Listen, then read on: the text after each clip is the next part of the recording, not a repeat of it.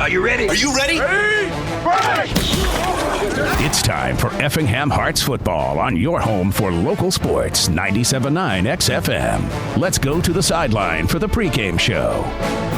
It's a football Friday night here at Klosterman Field at Effingham High School. Good evening, everybody, and welcome to Hearts football. Right now, let's send it down to the field for our national anthem.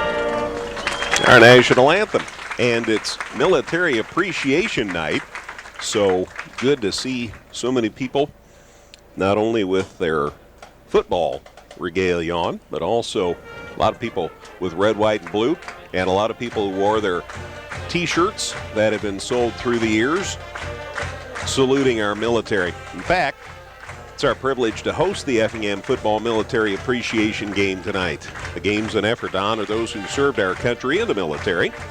And at this time, they're recognizing veterans or active duty military in attendance tonight, and asking each person in attendance to remember the service of veterans as well as those currently serving, and renew our national promise to fulfill our sacred obligations to our soldiers and their families who have and continue to sacrifice so much so that we can live free.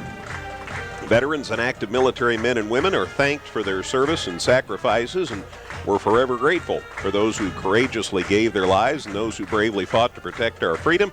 We thank you with all our hearts. And we also ask everybody to remember that behind every soldier there is an even stronger family who stands behind them, supports them, and loves them with all of their hearts. So all the veterans and all the currently active military, thank you. We appreciate your service. And as a guy who had a dad who served in the Army, my brother served in the Navy, I have a nephew right now active in the Air Force, so we have a lot of military ties in our family. And Dustin, it's always nice to say thanks to people that are serving. Yeah, it is. It's a good gesture from this Effingham football program that has been going on since Coach Hefner took over. And, they do a lot of good things with their home games. There's going to be some other special nights as the season rolls on, and all of them take on a nice little meaning to the people who are recognized and honored those nights. Good to have you with us on this Friday night of football. Hearts 3-0. Headed to, hopefully, an undefeated season. We'll see what happens in the ensuing weeks. Tonight they play the Mahomet-Seymour Bulldogs back in conference play. Mahomet-Seymour stands at 1-2 on the season. The Hearts again are 3-0. We'll get into that after we take a break. We have a lot to talk about on this Military Appreciation Night for 2019. Let's take a break. Back in a moment here on 97.9 XFM. Visit us 24/7 at danheck.com and check out the specials we have going on right now. No one will sell you a new Chevrolet or Toyota for less. Let us prove it to you. See you today at Dan Heck Chevrolet Toyota, South Route 45 in Effingham. Effingham Express Care is there for all your urgent care needs. They're open 7 days a week and no appointment is needed for all injuries and illnesses. Plus, they have on-site x-ray. And they accept all major insurance and offer a self-pay discount. For more information, visit centralillinoisurgentcare.com. This is the Dan Heck Chevrolet Toyota pregame show. Dan Heck Chevrolet Toyota, your complete transportation headquarters since 1958. Back at Klosterman Field, getting ready for high school football on a lovely Friday night. A little warm, but that's all right. There's a breeze that ought to keep the heat off you, and it should be a great night. There are some clouds to the west and to the south. It appears that that's going to stay away from us, but 24 hours ago, Dustin, I didn't think we'd have to worry about that. Yeah, I mean, even this morning, I took a look at the forecast and didn't see anything. Now, I did check the radar, just a few minutes ago, and, the prediction at this point anyway is that it's all going to, some of that stuff that's southwest of here right now and kind of moving in this direction is going to kind of dissipate. And so I hope that that's all correct and that we get this game through unabated. But I guess we shall see. Right now, though, conditions are perfect. It's a still night, a little warmer than you expect it to be in the back half of September. But, it's dry. Yeah. Our old friend Larry Wilson says there was rain in the Jewett/Gila area. So for those of you over there, the Vollings and company and the Reisners, apparently they got some rain, but nothing here. Let's keep it that way. I'm for that. Effingham 3-0. They've had a great run to get the season started after going to the second round of the playoffs 2 years ago, third round last year for the first time in 30 years. They're off to a 3-0 start. Started with the two-day win at Breeze Mater Dei, 32-28. Won their home opener, the conference opener, 46-7 over Lincoln. Last week they picked up the road win, 34-28 at Jerseyville, in a game that we didn't know until it was over how that was going to turn out. Yeah, that went right down to the final possession. Jerseyville had the football a couple of different times late in the game with chances to score a go-ahead or a tying touchdown and, possibly go ahead with an extra point. But Effingham's defense came away with a couple of big turnovers late and held on for the win. And that's what you got to do, survive those road games, get yourself back at home, back into conference play. And, you look at the schedule and you see games that you can win, Who knows how it's all going to turn out, but I look down Effingham's schedule and I see 6 more games that they can win. I've seen enough this season to feel that way. There's a lot of business that has to be taken care of, but this is a good football team, and they have the potential to do something special this year. As we expected, the Hearts are without Logan Brown. When Logan got hurt last week at Jerseyville and limped off the field on his own power, but with somebody on either side of him, you knew that it was rather serious. And Coach Hefner, after the game, said, well, it doesn't look like it's going to be anything where he'll be available next week, and he isn't. So that means that Jet Gillum will move into the fullback spot. So we're going to have a fullback wearing number 82. That'll be interesting. And then, of course, they'll still be good with Chase Woomer at the tailback spot. And, of course, there's Nathan Shackelford, and he's always the wild card in any kind of run offense. Yeah, Nathan is certainly capable of taking off. We haven't really seen a lot of design runs for him so far in the first 3 weeks of the season. He's had to scramble from time to time, and he's made some pretty good plays when he's had to be quick on his feet back there. But he certainly can, and more importantly, he can throw the ball really well. Last week it's funny that he was averaging 300 yards a game through the first 2 weeks passing the ball. Then last week, that tailed off a little bit, didn't even get to 200, but he was a perfect 10 of 10. He completed every pass that they needed to throw. Nathan is an excellent quarterback. With Landon Wolf graduating after last year and all the records he broke, and you're thinking, how could anybody replace that? And really, Nathan Shackelford has been up to the task. He's a different athlete, a different kind of athlete, but he's a good quarterback, and he's, I would venture to say, just as good a quarterback, just in some different ways. And so Effingham's offense has looked good as a result, and hey, their defense hasn't looked too bad either. Yeah, I guess that my comparison would be Landon was kind of like Tom Brady, and when I look at Shaq, I think of Russell Wilson. That's a couple of pretty good compliments. Yeah, absolutely. There's more than one way to skin a cat, you know, and that's kind of what these last 2 Effingham seasons are proving, is that there's no one way for a quarterback to be good, and Nathan Shackelford is good. I don't know what else to say. He needs to stay healthy, and that's the reason why you probably won't see a lot of design runs for him this season, but he's good, and he's got good receivers to throw to. Now, people have been checking numbers, and you're talking about passing, but we're also talking about lads who receive the football well. And, of course, leading the pack is Tristan Duncan, and you've uncovered some interesting numbers about number 11. Well, you know, Effingham enters their statistics onto their Max Preps site online, and so, you know, we were kind of just wondering up here in the press box before the game, well, how close is he? The career receiving record is 1,267 yards. And, well, Tristan caught 815 yards worth of passes last year as a sophomore, and this year through 3 games he's at 460. Well, hey, that adds up to 1,275, and I did not major in math, and in fact I had to drop my honors math class that I signed up for my freshman year at Eastern, but I still know that 1,275 is more than 1,267. So, you know, like, nothing official has come out of Effingham High School, but they put their own stats in Max Preps, so they must have a pretty good idea. And if those numbers are to be trusted, then Tristan Duncan has already broken that record. And in fact, I mean, there's other things that are in jeopardy this season. The single season receiving record from Logan Ellington, that's 1,032. He only played 1 year of football. That's why he doesn't have any sort of career record. Right. But 1,032, that's something that Tristan is well on his way to surpassing. And then total receptions for a career is 80. And, you know, Tristan's already at 56 with 6 more games to play. So if he gets 4 per game for the, you know, rest of the regular season, he would equal that. So Tristan Duncan, also good. I am really, you know, busting out the hard-hitting, in-depth analysis here. But Tristan Duncan is good, and so is Nathan Shackelford. And who would quibble with that, folks? That's what I'm saying. We've had the meeting of the captains at midfield. Let's find out who's going to do what here. Apparently, Mahomet-Seymour is going to keep the ball. They're going to receive the ball to start the game, and usually that's how Effingham likes it. They like to get it to start the second half. But regardless, Coach Hefner will be excited to receive the football either time. Let's go ahead and take one more quick break, and then Brian will be back with tonight's play-by-play. It's Mahomet-Seymour at Effingham on 97.9 XFM. Evergreen Nursing and Rehabilitation Center is proud to announce their new outpatient therapy. Evergreen now offers physical, occupational, and speech therapies for their patients. If you need therapy, don't worry. Evergreen's outpatient therapy can help you too. Give Evergreen a call today for a tour.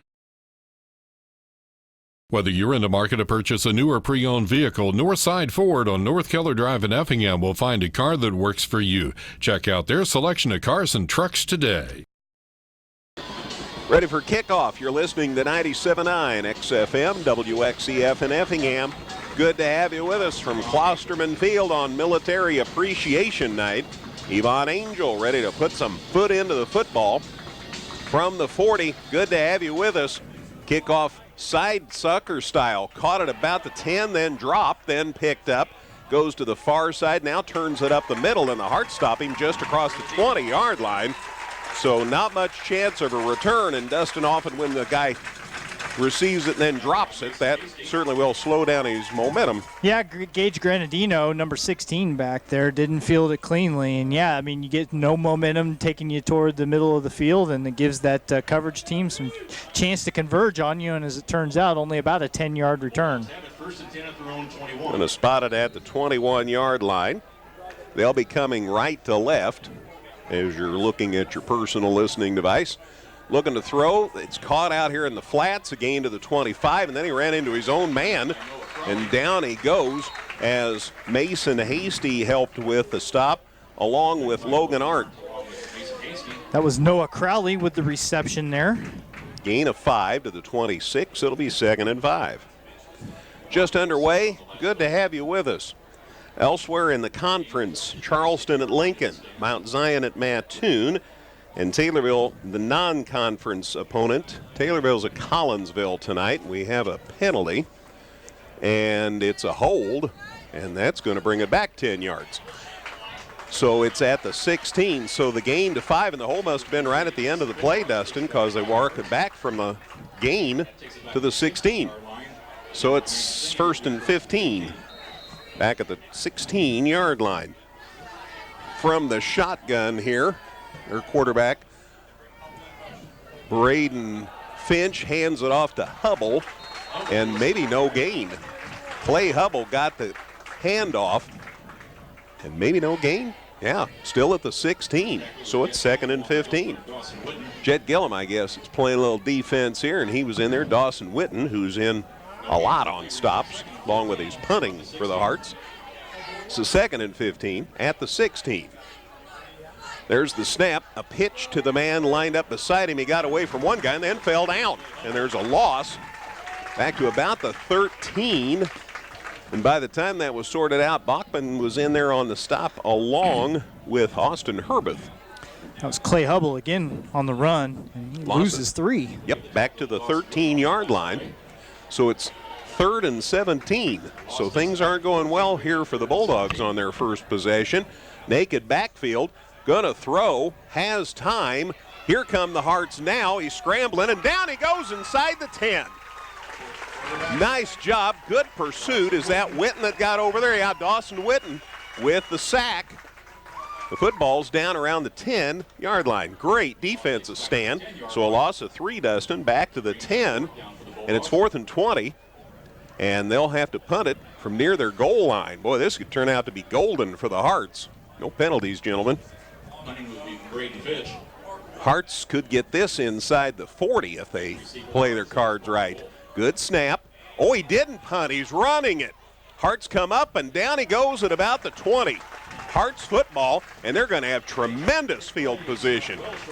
Witten came up to help, and who else is coming off the sidelines happy? That is also with him, Jacob Logan. Yeah, that was Braden Finch, the quarterback, also lined up in the punt formation, but he took off running. It seems to be, didn't seem like it was a busted play. Seems like they did it by design, but he only got to the 19, so 9 yards when they needed a bunch more than that. And Effingham's going to have an incredibly short field to get things going. So Shackelford's up under center on 1st and 10 at Mahomet's 19-yard line. Holy cow. Chase got it. Chase Woomer, big opening on the left side. He's near the 10 before they take him down. Close to a first down. So again, Hearts without Logan Brown tonight. So that will mean we'll hear a lot tonight from Chase Woomer, but also Jet Gillum's filling in at the fullback spot tonight. So the gain is to the 11, Dustin, a gain of 8, and it's 2nd and 2. Again, up under center, Shackelford, deep back. That's Gillum up the middle. Looks like he has it. Got near the 6 or 7 yard line by the time they take him down. It actually was Woomer again, though. And the gain is to the 6 yard line. So Woomer gets 5 from the 11 to the 6. And it's 1st and goal for Effingham at the 6 yard line. Man, I know it was early, but that was a surprising decision by Mahomet-Seymour to try and get it that deep in their territory. Especially considering how far they needed to go to get it. I mean, they needed to get to the 31, and they were sitting at the 10-yard line. That's a gutsy play, but it didn't even come close to working. So 1st and goal at the 6 for Effingham. And the deep back again, that's Woomer up the middle. He's got an opening, he dives in, is he in? Touchdown Effingham. Chase Woomer makes it 6-0 Effingham. There's a flag. And we'll see about this. Hold up. He was untouched heading for the end zone. But it doesn't look, it's on the Hearts. So it'll come back. Flag's thrown at the 4 yard line. So if that holds, Woomer got 2. So an illegal shift. So that'll bring it back out to a 5 yard walk off back to the 11. So it's still 1st and goal, but now it's at the 11. 9:03 to go in the first quarter of this one. Hearts stuffed Mahomet-Seymour their first possession. They tried to fake a punt play and ended up woefully short, and the Hearts have great field position. So 1st and goal at the 11. Woomer again, here they come, and down he goes. Boy, they sniffed that out. He's down to at the 13, so that's a loss of 2, Dustin. Yes, so this Mahomet defense gets new life, and at least on the first down play, they take advantage of it, pushing Effingham a couple more yards back. So 2nd and goal, but now it's the 13. We're going in the wrong direction, boys. Was first and goal at the 6, and now it's second and goal at the 13. Wouldn't be surprised to see them put the ball in the air here, but it looks like maybe first there's going to be a timeout. Chet Gillum's coming to the sidelines. Coach Hefner wants to talk with the official. So I guess not a timeout, just some sort of a discussion. The play clock is not running, so. So Jet Gillum comes out of the game, and Jacob Stoneburner goes in. And my guess is that makes this a running play. But we'll see. Stoneburner certainly can catch the football. I see Coach Smitty over coming to the equipment bag, so there must be something that needs tended to. Meanwhile, Stoneburner's in. Hearts have got people split both ways, but they fake the handoff. Shaq's rolling. He gets away from a couple of defenders. Good gain, and he gets taken out of bounds inside the 5-yard line. Boy, he got taken out enthusiastically. Yeah, a couple of different guys made the hit on him there as he was trying to go for the pylon. Couldn't quite make it, and it's going to set up third and goal. But, yeah, you hate to see Nate take big hits like that. Did he get to the 3 is where they have it set down? It looks like it's even deeper. Just shy of the 1 yard line. 1 yard line. Wow, he got closer than I thought. Yeah, so from the 13 to the 1, a gain of 12. So it's third and goal at the 1. I'll bet he keeps. What do you bet? Nope, gonna hand it off. Woomer up the middle. I don't know if he made it. He's diving and driving. And he is in for the touchdown. Side official says, score it, boys. No flags this time. So eventually the Hearts do capitalize on that good defensive stand. They score with 7:33 to go here in the first quarter on the 1 yard run by Chase Woomer. Now they'll try the extra point here from Parker Wolf's hold. Nice to have Parker back 100% this week. And the kick is up, and the kick is good by Yvonne Angel. And it's 7-0 Effingham. 7:33 to go in the first quarter. Back with the kickoff in a minute on 97.9 XFM.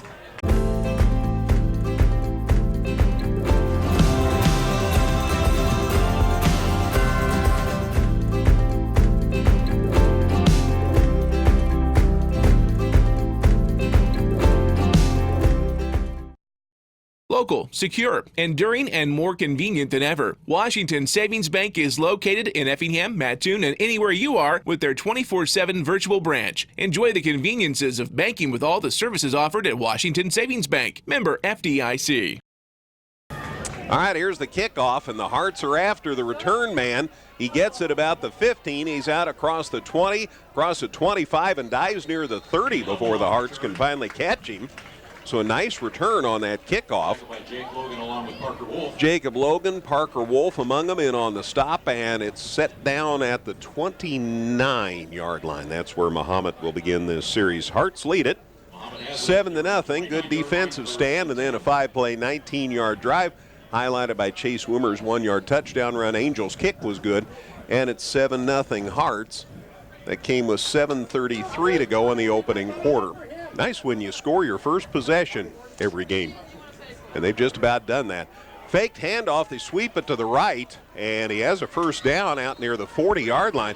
Nice work by Braden Finch. He just kept it, Dustin, and gets it out to the 40. Yeah, faked a handoff to Mitchell Gallier, number 40, and he was being tackled in the backfield, but he didn't even have the football, so that's a mark of a good fake there and a first down.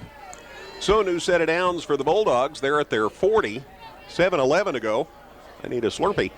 In the first quarter, there's the handoff, and wow, nothing, even less than nothing. They lost yardage on that play.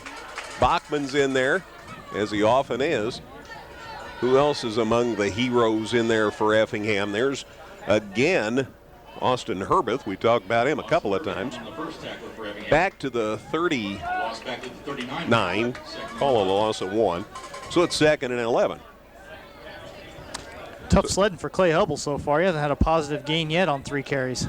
Finch from the shotgun here. Looking to throw. Here come the Hearts. Across the middle. It's caught. Big gainer.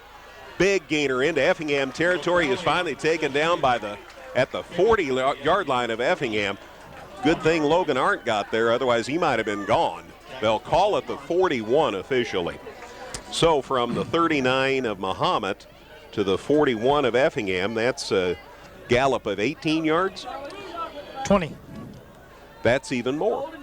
Yeah, just Effingham was blitzing, and they got rid of it in a hurry, and there was open space in the middle of the field because of that blitz. And so a nice little gain there, and Mahomet moving the football a little bit this time around. Mahomet-Seymour's 1-2. They won last week, beat Mattoon in conference action. And now a guy is asked to depart for Mahomet-Seymour. So got some sartorially excellent officials tonight. They are on top of things, making sure their presence is felt. I know I was worried about that myself, you know, how everybody was attired. All right, so they're at the 41 of Effingham, and it's 1st and 10. From the shotgun, looking to throw, stands in there well. The throw is caught inside the Hearts' 25-yard line. Nice grab out there. Noah Crowley with the catch, hole number 3 for Mahomet. And he was taken down by the Hearts' Sean Cochran, otherwise he might have been gone. The ball is spotted inside the 25 at the 23-yard line. Side official at the 23, so a gain of 18 there, Dustin.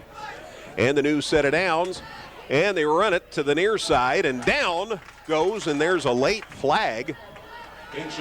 As Finch kept, he got near the 20, and right at the end of the play is where the flag was thrown. Well, it was nothing about the hit, I don't think. No, I agree. It's just an ankle tackle. It's good, and it's a hold against Mahomet. So somebody must have been thinking he wasn't going to get enough yardage and grabbed when they shouldn't have. They'll spot it at the 20 and run it back to the 30. So the line of scrimmage was the 24. So he got 4, and then the 10-yard walk-off of the hold, that sends it back to the 30. So it's 1st and 16, 17, something like that. 5:44 to go on the first quarter. Again from the shotgun, the Hearts going to be blitzing. Here comes Herbeth. Here's a throw across the middle, interception. Here come the Hearts to midfield, to the 45, to the 40 of Mahomet, to the 35-yard line, picked by Jacob Logan. Yeah, picked that one off about the 22-yard line and took it all the way across midfield. So an interception, a takeaway, and Mahomet moved the football a little bit there, but then they gave it away. Right into the breadbasket. Jacob caught it right between the threes and takes it back to the Mahomet-Seymour 35. So Dustin's second possession in a row where the Hearts end up getting the ball in pretty good field position to start a drive. Yeah, you'll take these starting positions, won't you? Absolutely. 1st and 10 at the Bulldogs 35. Drive starts with 5:26 remaining in the first quarter. Hearts lined up in the I this time. Plus a man split out here wide to the near side. They're looking to throw. Now they run, and eventually they get it inside the 30 by the time the play ends. Pretty good gain over there. And that, or was there a pass? Because that's Duncan. So Tristan Duncan caught the pass. Didn't see the pass, sorry gang, to the 29. So from the 35 to the 29, a gain of 6, and it's 2nd and 4. So 2nd and 4 at the 29. Mahomet just about jumped. Looking to throw, Shaq looking, there's the pass. It is caught, and it's in near the 10-yard line. Colin Weymouth. Pretty grab by old number 88. And it's close to the 10, let's call it the 11-yard line. So from the 29 to the 11, a gain of 18 yards. And a new set of downs here for the Hearts. So 1st and 10 at the 11. 4:39 to go, first quarter. Hearts already in front 7-0. Shackelford up under center. Handoff this time. Woomer, boy, he's got a big hole on the left side. Can he turn the corner? Dives inside the near the 5 before he gets taken down. Spot's going to depend on just how close to the goal line they are, but he's inside the 5 by the time they finally took him down. Ball's just shy of the 3-yard line. Call it the 3, so from the 11 to the 3, a gain of 8. And it's 2nd and 2. They can get a first down without getting a touchdown, but I just didn't go ahead and get the touchdown. Shack up under center, and now the flag's thrown. See what this is about. Hearts hadn't even lined up. Surely isn't on Effingham. What's this about?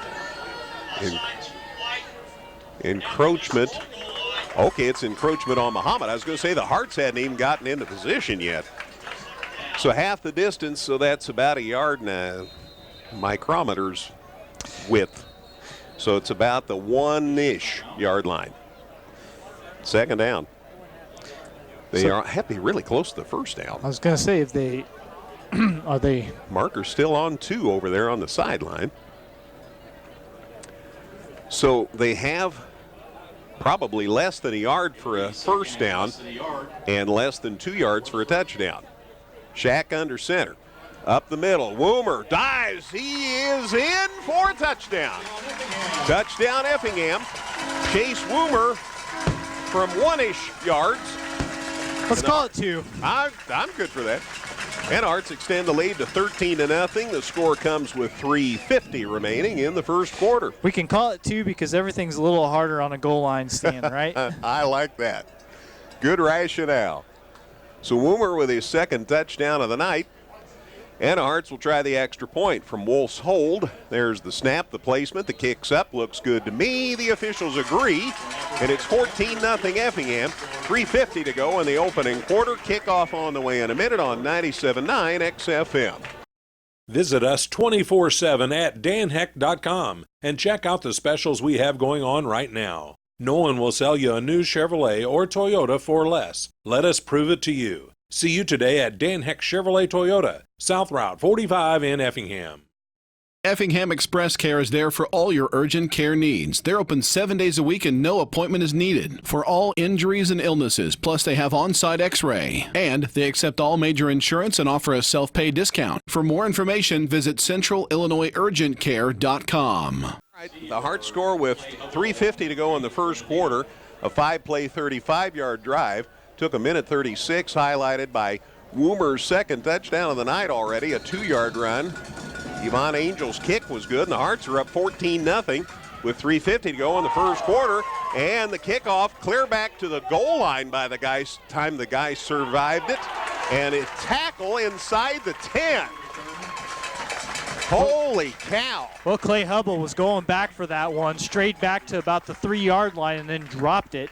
And so by the time he picked it up, Effingham had swarmed, and that's going to start it at the 9. Franklin family right down in front of us is happy. Gunnar Franklin made that stop back at the 9. So it's 1st and 10 for the Bulldogs at the 9 with 3:42 left in the first quarter.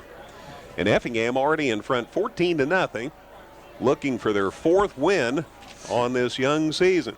There's the snap. They hand it off up the middle, and the man is swarmed on.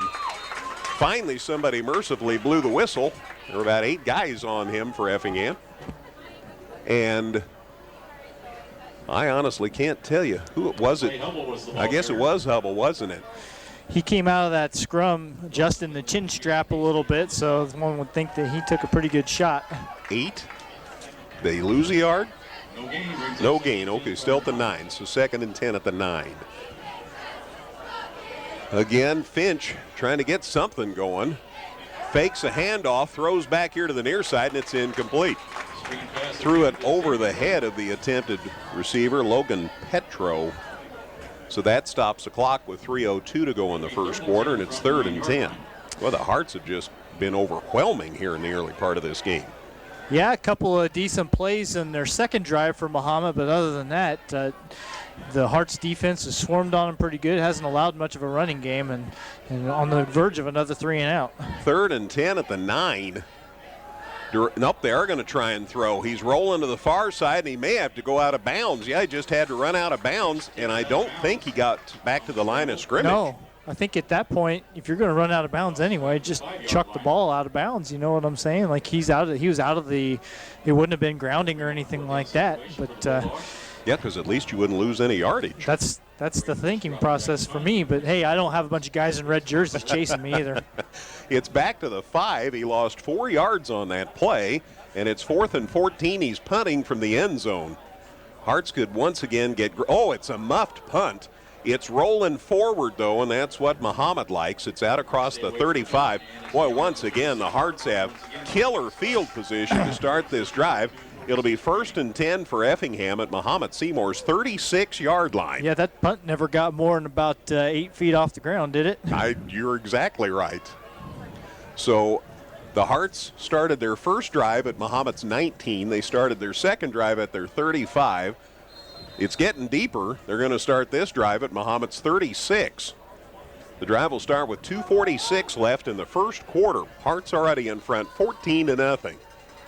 My goodness. Shack up under center on 1st and 10. Rolling to the near side. Got a man out here in the flats. Now he steps up and down he goes. Waited too long. Needed to get rid of it. He's taken down back at the 39, a 3-yard loss, and that's 2nd and 13. I like him hanging in there and all, but nobody can hold a defense out that long. So it's 2nd and 13. 2:20 to go in this first quarter. Hearts now at Mahomet's 39.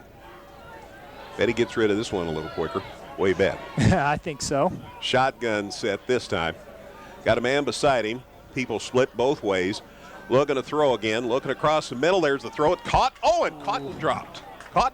Duncan had it. Let him a little long. I thought Tristan had it. He didn't. Incomplete about the 25. That'll bring up a 3rd and 13. I remember he was 10 for 10 last week over Jerseyville, and then he completed the first 2 he threw here, so that breaks up at least 12 straight successful attempts from Nate Shackelford. But, Effingham still pretty deep in Mahomet territory. They need to get a little something here on 3rd and 13 to give themselves a manageable 4th down. You bet. Exactly right. A 2-down possession here. Gillum split to the left side of the line. Here's a throw caught out there by Gillum. He's open. He has the first down. He's still on his feet. Out of bounds inside the 25-yard line. Should be enough for a Hearts first down. Officials say move those sticks. And Gillum back on the field. Apparently the story was that his pants didn't go down far enough. Your pants have to cover your knees, okay? Not just your knee pads, but your pants also. And so he had to go make a little adjustment to the uniform, and now he's back on the field and catching passes. You don't want your pants on the ground. We had a song about that. From the 38 to the 25, a gain of 13. Hearts get the first down. First down at Mahomet-Seymour's 25-yard line. Shack stays in the gun, fakes the handoff. He's going to run, takes it up the middle. Big run. He's loose. He's inside the 5 before he goes down, at least inside the 10. Going to be 1st and goal for Effingham. I don't know how there was so much room there in the middle of the field, but there wasn't. And plus, Nate, very good acceleration there. He got from 0 to 60 in a hurry and got himself that first down. Nice athletic play. He can do that for you. Call it the 7. So from the 25 to the 7. Gain of 18. 1st and goal for Effingham at Mahomet-Seymour's 7-yard line. Minute and a half to go in what's been a fun first quarter. Shack up under center here on 1st and goal. Man in the back. Got an eye in the background. Here's a handoff. Nope, they threw it. They fooled me into the corner of the end zone. Touchdown Effingham. I thought sure there was a handoff. Boy, they played that fake great. And they throw to the corner of the end zone. Jacob Briggerman. And it is number 44. No. Was it 44 or 84? That is Briggerman. I'm sorry, I was thinking Stoneburner. Wrong Jacob. Jacob Briggerman, number 84 with that catch. 20-0 Hearts. They'll try for one. Kicks up, looks good, is good. 21-0 Effingham. We're still in the first quarter. Great field position, and the Hearts have taken great advantage. Back with the kickoff in a minute on 97.9 XFM. Evergreen Nursing and Rehabilitation Center is proud to announce their new outpatient therapy. Evergreen now offers physical, occupational, and speech therapies for their patients. If you need therapy, don't worry. Evergreen's outpatient therapy can help you too. Give Evergreen a call today for a tour. Whether you're in the market to purchase a new or pre-owned vehicle, Northside Ford on North Keller Drive in Effingham will find a car that works for you. Check out their selection of cars and trucks today. Kickoff taken inside the 10, comes to the middle side of, or comes to the middle of the field, and the Hearts stop him, and he didn't quite get to the 25-yard line. Grenadino was the return man. Gage Grenadino. He's a junior. Returns the football to the 24-yard line. So that's where the Bulldogs will set up shop here with 1:05 to go in the first quarter. Hearts a 5-play, 36-yard drive took 1:32, highlighted by the pass play from Shackelford to Jacob Briggerman. Angels' kick was good, and it's 21-0 Hearts still in the first quarter. Man. So they'll try it from the shotgun here. Finch gets the snap. Here come the Hearts on a blitz. Here's the throw. It is caught, and they're going to turn this into a first down as they get out near the 40-yard line. Wow. Hubble got out there and got open that time, Dustin. Yeah, Dawson Whitten came through the line untouched, and off the back foot, Finch just got rid of that one, dumped it off to Hubble, and Hubble had open space ahead of him, ended up turning it into a first down. So from the 24, gain to the 38, 14-yard pass completion, and the new set of downs for the Bulldogs. Under a minute left in the first quarter, 21-0 Effingham already. Finch looking to get something done on this possession. There's the snap, handed off, Hubble, and down he goes. Fumble. Hearts may have it. Effingham football. Once again, the Hearts, this time causing a fumble, get the ball in tremendous field possession. Tremendous field position, and it's going to be 1st and 10 for the Hearts at the 32-yard line of Mahomet-Seymour. Parker Wolf was the man who recovered that fumble, by the way. So shout out to number 5. Good to have him back. He held for kicks last week, but he's back playing corner and came up with that fumble recovery. So 1st and 10 at the 32 of Mahomet. 35 seconds left in a very busy first quarter for Effingham. Shack under center going for the whole enchilada. There's Duncan, and he got turned around, and it goes incomplete. Yeah, the throw. Yeah, he was turned around, and the throw was kind of a little too deep to handle anyway. So a couple things kind of went wrong on that one. But I like Effingham taking a shot there, just trying to go for the demoralizer right there, and it didn't quite work out. Hey, it's 21-0. Why not, right? So it looked like Tristan might have been looking over his left shoulder, and the ball ended up over his right shoulder. So that stops it with 30 seconds left in a wild and woolly first quarter. 2nd and 10 at Mahomet's 32. Here's another throw. This one's complete to Duncan. Inside the 25, he's to the 20, he's to the 15, and that's a new set of downs for the Hearts. Yeah, a little shorter pattern that time, but Duncan made a move and got himself some space, caught it, and then, he's good for some yards after catch and enough to get those chains going. Took care of half the distance, Dustin, from the 32 to the 16. So 1st and 10, and coming up maybe the last play of the first quarter. We might have already had the last play. Let's see if they can get a play off here before the horn. Down to 9, down to 8. They're in formation. There's the snap. They give it to Woomer, and nope, Shack kept. Going to the far side. He's near the 10 before they take him down, and that is the final play of the first quarter. All right, nice fake again. Shack took it to the far side, lands right at the 10. Gain of 6. 2nd and 4, and that's the end of a busy first quarter. After 1 here at Klosterman Field, it's Effingham 21, Mahomet-Seymour nothing on 97.9 XFM.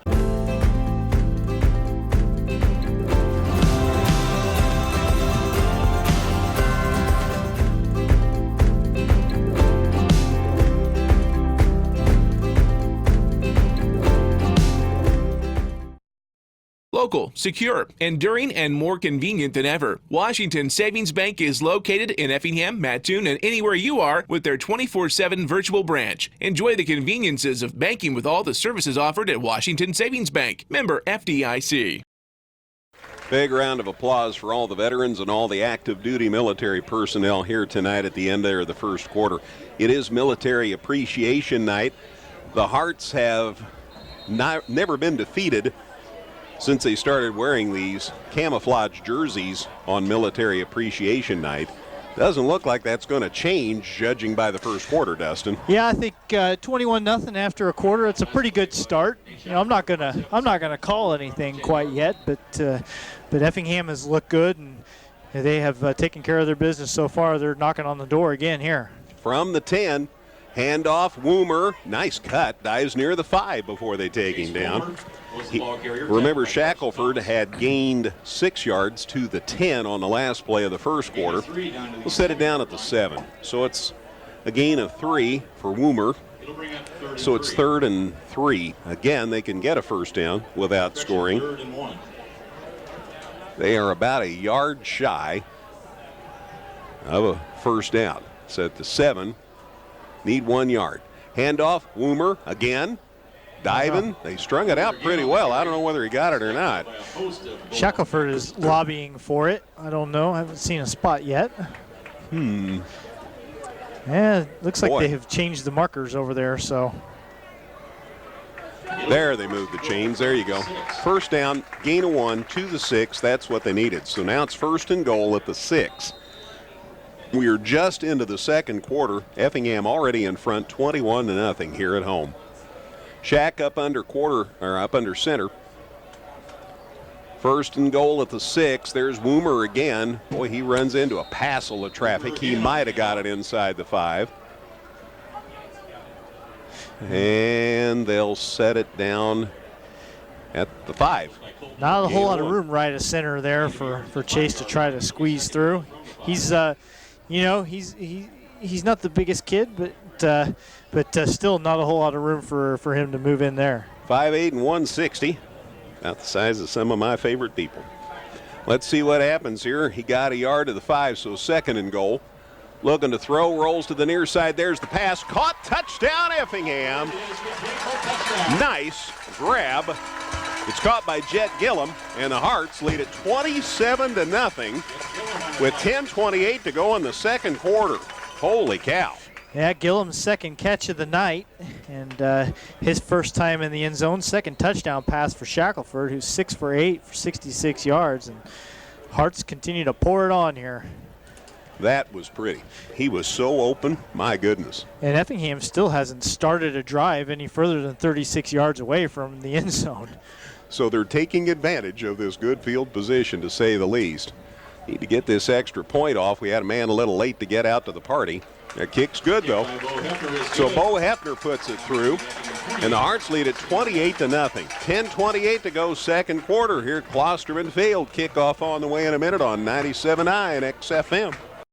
Visit us 24/7 at danheck.com and check out the specials we have going on right now. No one will sell you a new Chevrolet or Toyota for less. Let us prove it to you. See you today at Dan Heck Chevrolet Toyota, South Route 45 in Effingham. Effingham Express Care is there for all your urgent care needs. They're open 7 days a week and no appointment is needed for all injuries and illnesses. Plus, they have on-site x-ray. And they accept all major insurance and offer a self-pay discount. For more information, visit centralillinoisurgentcare.com. Uh-oh, return down the sidelines. He's into Effingham territory. He's still not down. Finally, Hubble got taken down at about the Effingham 49-yard line. He took that again at about the 10 and again bobbled it. I don't think either one of the return men has caught one cleanly yet. That's the 5th kickoff return, and still they've bobbled every one. But that one takes it 39 plus a couple more, about a 42-yard return out across midfield. Yeah, they call it the 48 now. They set it down at Effingham's 48. 10:17 left in the second quarter as they start this drive. Heart scoring drive, 7 plays, 32 yards, 2:07 off the clock. Gillum, 6-yard pass from Shack. And the kick by Hefner was good, and the Hearts are up 28-0. First play is a running play for the Bulldogs, and they gain yardage. Gallier that time is the ball carrier. And they gave him to the 46, so a gain of 2, Dustin. It's 2nd and 8. Mitchell Gallier, number 40, getting his first carry of the night. They're going with something a little different. Hubble, that long return notwithstanding, he's had 5 carries tonight, lost 10 yards. From the gun, quarterback back into Mahomet-Seymour territory. There's the snap. He's going to keep going to the far side. Hearts need to shut that down, and they do very enthusiastically. He did get inside the 45, and then enthusiastically tackled. There's Mason Hasty on another stop. Hey, I want to thank the guys who are helping us out with the tackle sheet this year. We didn't have that for a couple of years, and that's been a great addition to our stats to have those numbers. So thank those guys when you get the chance. Gain at 2 to the 44 of Effingham, so it's 3rd and 6. So they have a ways to go to get this first down. Back again in the shotgun is Finch. There's the snap. Boy, he was moving before the ball ever got snapped. There's a throw across the middle, and it's caught, and he has got a touchdown. No, they stopped him inside the 5. Thankfully, Wolf got back there, made the tackle, but Finch a gain to Bulldogs. He was tackled by Parker Wolf, the 4. saving the touchdown. What are they going to call that? Zach Travis, by the way, with the catch over the middle there. Are they going to finally spot this thing? The 3? Wow. From the 44 to the 3, a 41-yard pass completion. They run it up the middle, and there's not much. Maybe he got a yard. Let's see where they sort this out. 1st and goal at the 3. By Dawson. Handed it to Gallier again, as he seems to be the feature back in this this drive. Gain is down to the 2. So a gain of 1 to the 2, so it's 2nd and goal at the 2. Up under center. There's the handoff up the gut, and the Hearts stuffed it. Wow, he might not have got anything. Got an ambitious quarterback, optimistic quarterback back here in the backfield, but I think he might have got stopped for no gain. Yeah, no gain. Still the 2-yard line. It's 3rd and goal. Oh, and a quick huddle, and they run it again, and they are in for the touchdown. So they score with 8:24 left in the second quarter. The quarterback keeper puts the Bulldogs on the board with 8:24. They had the quarterback Finch back here about 20 yards back, and as soon as he knew where the ball was spotted, he ran up and quickly called a play, and that little bit of quickness might have been the Hearts' undoing, as Mahomet scores the 2-yard touchdown to make it 28-6 with 8:24 to left in the second quarter. Yeah, Finch kept it and ran it in himself to get the Bulldogs on the board. See, they're going to kick for 1 here. Going to try a kick for 1. It's up. It looks good. It is good. It's good by Carson Thomas. Carson Thomas, the kicker, from the hold of Cole Hubble, who is a busy kid. And it's 28-7, 8:24 to go. Second quarter, back in 30, Brian, on 97.9 XFM. Evergreen Nursing and Rehabilitation Center is proud to announce their new outpatient therapy. Evergreen now offers physical, occupational, and speech therapies for their patients. If you need therapy, don't worry. Evergreen's outpatient therapy can help you too. Give Evergreen a call today for a tour. Whether you're in the market to purchase a new or pre-owned vehicle, Northside Ford on North Keller Drive in Effingham will find a car that works for you. Check out their selection of cars and trucks today. It is like we are playing in the Gator Bowl. Man, it's hot. Or maybe it's me. Anyway, the Bulldogs generated a 6-play, 48-yard drive, took 2:04 off the clock. And Braden Finch, their quarterback, took it in from the 2. The kick was good, and it's 28-7. So that blunts the Hearts' momentum a little. Yeah, and kind of set up by a great kick return from Clay Hubble, a 41-yard kick return. So it gave the Bulldogs a short field, and they took advantage of it. And that's what Effingham's been doing all night. 36 yards is the longest that the Hearts have ever had to drive for their 4 scores. And there's no mystery as to why they have 4 scores so early in the game. By the way, in case you don't know, C.J. Schmidt is up top videotaping the game. That'll be available in the next few days. He says it's beautiful upstairs. Thanks, C.J. Here's the kick from the 40. Hearts' first return of a kick tonight. That's taken down at the 15. Wow, they're enthusiastic after that touchdown. Chase Woomer took the football and returned it to the 15, and that's where the Hearts will set up shop, or maybe a little outside the 15. Let's see where they're going to set it down. It was Woomer on the return, by the way. Chase got it out to the 17. So 1st and 10 for the Hearts at their own 17-yard line. 8:18 to go in the second quarter as they start this drive. Brian Dust back at the studios. Dustin White and Greg Sapp here with you at Klosterman Field. Caleb Moody back keeping an eye on things at the studios too. Caleb's going to be a new member of the family, so hi Caleb. Pass is complete out here to Tristan Duncan. Out across the 25. Should be enough for a first down. They'll spotted at the 28. And a gain of 11 from the 17 to the 28. Should be enough to move the chains. Player for the Hearts is Nathan Barnes. Nathan Barnes is down on the far side of the field. Now they do move the chains. The Arnold gang, efficient as always over there on the sidelines. Yeah, that's Tristan's third reception. Only 33 yards, so hasn't been able to break off the big play yet. They went to him for a long strike at one point. Couldn't quite hook up, but he's been out there. He's the leading receiver for the Hearts. But a couple of passing touchdowns for Shackelford, one to Gillum and one to Briggerman. Barnes is still down. They're talking with him. So let me immediately reassure everybody that he's alert. Just taking a little time. Now they hop him up. That's encouraging. And he jumped up on his own feet. And he's limping a little, but it's always good when they can walk up under their own power. I said Nathan Barnes, except that's number 70. That's Jonathan Zaruzin. Is Zaruzin 71? Let me check my roster. Get down here, Greg. It is Nathan Barnes. Sorry. Yeah, Barnes, on the line there, who knows, there's a little scrum on every play, and somebody might just rolled up on the ankle or something like that. I didn't see what happened, but he's favoring a little bit, but walking pretty well on the sideline. We'll see if they get him wrapped up and get him back on the field. Hearts are already working without one of their starting linemen. Ethan Huss is not able to play tonight. It was a non-playing injury. He was in practice lifting or something and got hurt trying to get up.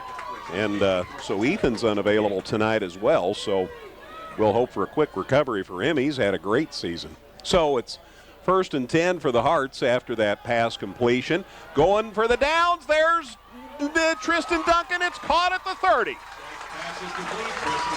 The throw was a little too short, but Duncan was able to keep his eye on it, come back for it, and he had created so much space. It left the defender so far behind that he was still able to wait on it and make the catch, and they bring him down at the Mahomet-Seymour 30. How about a 42-yard pass completion? That will help your numbers. Yeah, we just talked about how he didn't have the big play yet, and there was one. That's pretty. 1st and 10 for the Hearts at the Bulldogs 30. Shack handoff, and oh my gosh, Woomer got driven back to the 35. Let's see where they give him as far as positive yardage. It's like maybe he lost a couple. Boy, he got clobbered. 3 maybe. Back to the 33. So from the 30 to the 33. Exactly right. 2nd and 13. Not every play is going to work. Yeah, Chase has been grinding it out there. 10 carries for 24 yards. He has gotten in the end zone a couple times. He's probably feeling okay about things, but the yardage has been hard-earned. Again, Gillum's running the fullback spot tonight since Logan Brown's unavailable. Pass play to Gillum out in the far flats, and he gets it inside the 25 and near the 20 before they take him down. Close to a first down, not quite enough.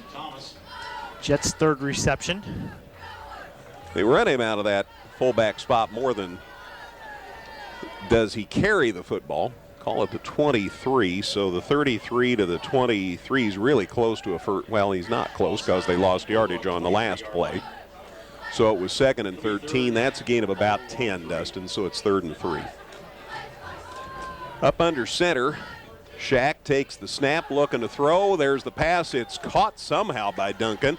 He got to the 20, inside the 20, in fact, then got driven back. Boy, he had to go way up, and you see some guys get some hurt ribs. Yep. They have to go up and make a catch like that, but he made it. Had to go up there and make that fingertip catch. Now, they didn't. They gained 4 yards on the play, so it was enough to move the chains. But yeah, he took a good little shot there after going up for it. Just enough for the first down, so it's 1st and 10 now at the Mahomet-Seymour 19. Shack up under center, handoff to Woomer, and yikes. Chase didn't see the goal, didn't see the line of scrimmage there. There's just no room. He's getting swarmed on, and the Hearts are trying to do some things to vary the offense. But boy, they've had Woomer's number the last couple of carries. Yeah, they're just there's not a whole lot that Chase can do about that as he got pushed back 3 yards back to the 22. So that's consecutive carries for Chase that he's been thrown for a loss of 3. So 2nd and 13. Shack stays up under center. Here's the snap, fakes the handoff, throw across the middle. It's caught inside the 20, so he got some yardage. It's complete out there to Briggerman, Jacob Briggerman. And from the 22, the gain is to the 17, a gain of 5. So that'll make it 3rd and 8. Some chunk yardage on the passes lately after that big one to Duncan. 5:45 left in the first half. Hearts lead at 28-7. They scored their first 4 possessions. Then Mahomet got a score on the board. Shack from the gun brings Duncan across the field, hands it off to Duncan. Tristan looks to turn it up, and down he goes. Mahomet sniffed that out well, and he ends up at about the 18. They might have actually lost a yard. So that time, instead of throwing to Duncan, they hand it off, and it's 4th down. So they'll go for it this deep into Mahomet territory, but you can call it the 17, so they called it no gain, Dustin. So it's 4th and 8. A little wrinkle in the play calling, but didn't fool anybody, unfortunately. So let's see what they dial up here. Got Kalber and Lewis here to the near side. See what happens on 4th and 8. Shack throws to the other side. It's caught. Nope. And now dropped. He had it, and as soon as he took some contact, Chase Woomer there along the far sideline, the ball came out. So Effingham will turn it over on downs. The first time they have been kept out of the end zone tonight. Still got it to the 17 of Mahomet-Seymour, so they have a long way to roll.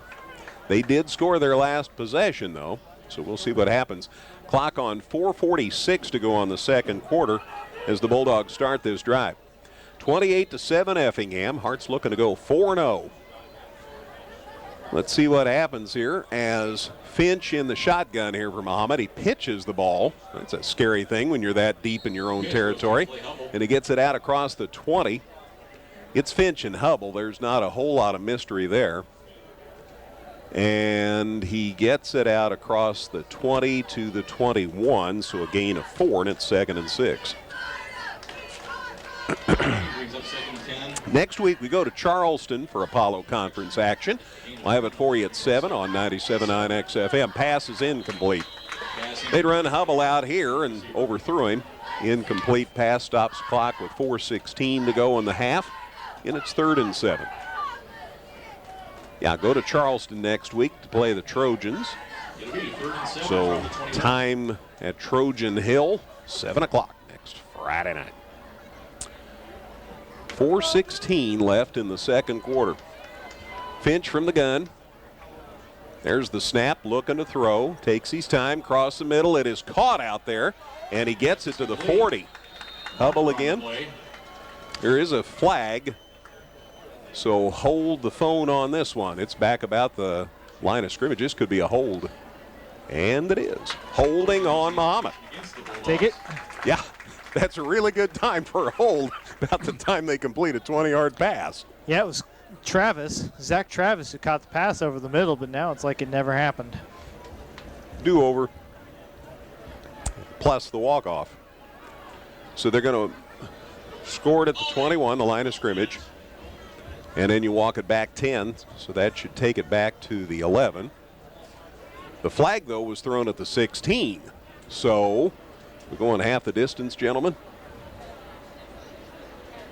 It's either the 6 or the 8.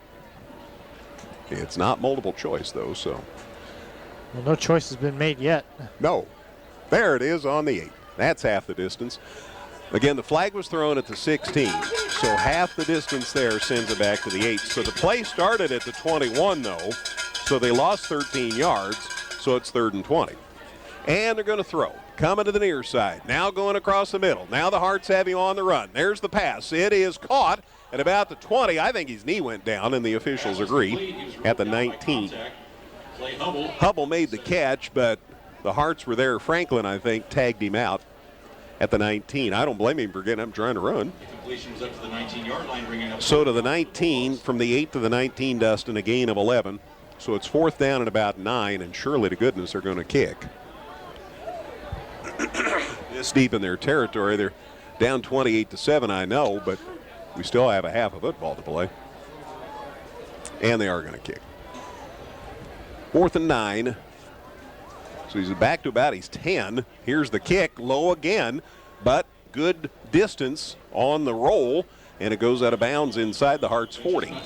These are punts that are not getting very high off the ground at all. In fact, it could potentially hit an Effingham player in the helmet unwittingly and be a live ball. That's something to think about, something that they need to think about, because he didn't just not kick that first one very well. It doesn't appear that he can kick very well. So the Hearts need to be aware of that going forward. But that one got a good roll, and as it turns out, not a bad change of field. Hearts are going to have decent position. They'll start at their own 39. The drive will start with 3:12 left in the second quarter. Hearts in front, 28-7. Shack up under center. Chase Woomer takes it wide this time, turns it up, and a decent gain on first down. So a little bit of a different look that time. Instead of just bowling it up the field, they took it at an angle, and they get it to the 43-yard line. So give him 4, and it's 2nd and 6. Under 3 minutes to play before halftime. Hearts looking to go to 4-0 on the season. We'll stop saying the young season because we're over 40% done now. Looking to throw, checks off a couple of times. Pass caught out here in the flats into Mahomet territory. Good run after the catch. Good job by Jet Gillum, and the Hearts have a first down. Out across midfield, and they'll spot it at Mahomet's 41. Well, I think. There he sits it down at the 40. So from Effingham's 43 to Mahomet's 40, a gain of 17, and the new set of downs for the Hearts. Good grab there by Gillum. He's been a busy kid tonight. Shack to throw again, looking across the middle, going deep. There's Duncan, and it's incomplete. No, it wasn't. It was Cam Calber and a flag, and I think that's pass interference. I don't know what else it could be. Calber was certainly not putting his hands on anybody to try to clear space. The defensive pass interference seems to be about the only thing that it could be, and in fact, we saw the back judge make that signal as I was yakking there. So this is going to be a penalty to move the ball even closer to the goal line. But that was positive yakking. That's fine. Because you called it just right. So, well, thank you for the win, Lord. That helps. Getting that much more pleasant here now. So a 15-yard penalty, and that'll move it to the Mahomet 25. And 1st and 10 for Effingham. 2:25 left in the first half, and the Hearts are up 28-7. Looking to add to the lead here. Shack up under center. Hearts in the eye. Guys split each way. Handoff up the gut. Big gain for Woomer. Bounces off a tackle. Gets near the 15. Off a tackle and off of his own guy, too, as he kind of ran into Tristan Duncan, who was up there trying to block for him. And he turned to his left after that and grabbed a couple more yards. One of Chase's bigger gains of the night.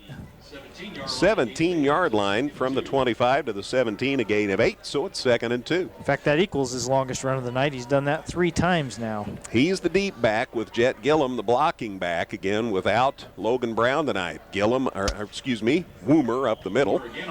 Might have got a yard if I'm really optimistic. Yeah, not near as much space that time around. And timeout. It's an official's timeout. Must be well, we got another kid down? Yeah, it's a Mahomet player hurt. Okay, so a Bulldog in the middle of the field couldn't find him. So the officials call time with a minute 43 left before halftime.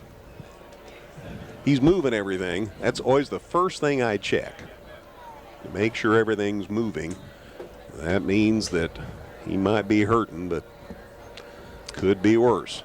So the ball again at the 17-yard line. And both teams pull their kids away while they tend to the injured player. Next week, the Hearts go to Charleston. Kickoff 7 o'clock at Trojan Field. We'll have it for you right here on 97.9 XFM and 97.9XFM.com. It is Costin Campion, who's a 6'2", 215-pound senior. He jogged off the field. That's always good to see. Well, I got the wind knocked out of him or something like that, perhaps. So it's 3rd and 2.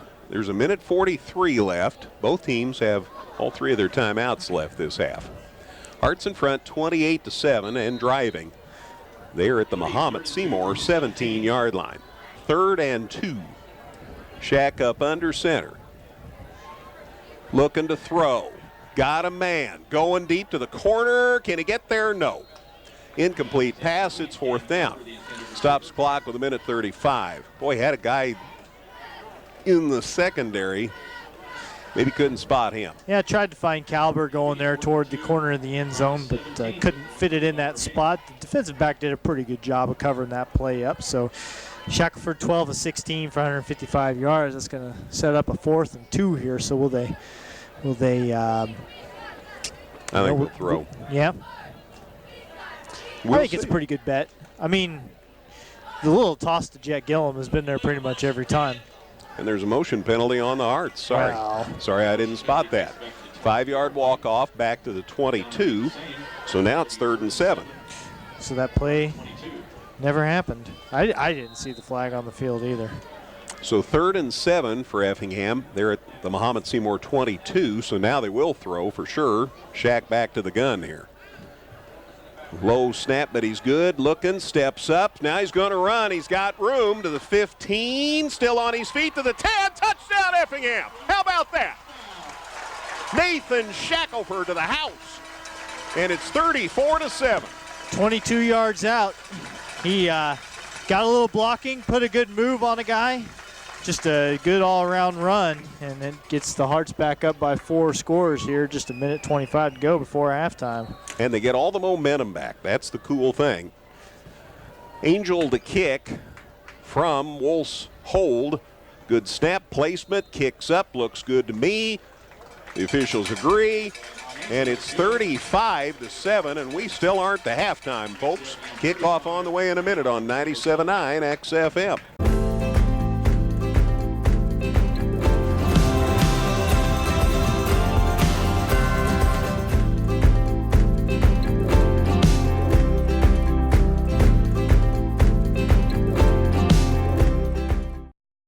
Local, secure, enduring, and more convenient than ever. Washington Savings Bank is located in Effingham, Mattoon, and anywhere you are with their 24/7 virtual branch. Enjoy the conveniences of banking with all the services offered at Washington Savings Bank. Member FDIC.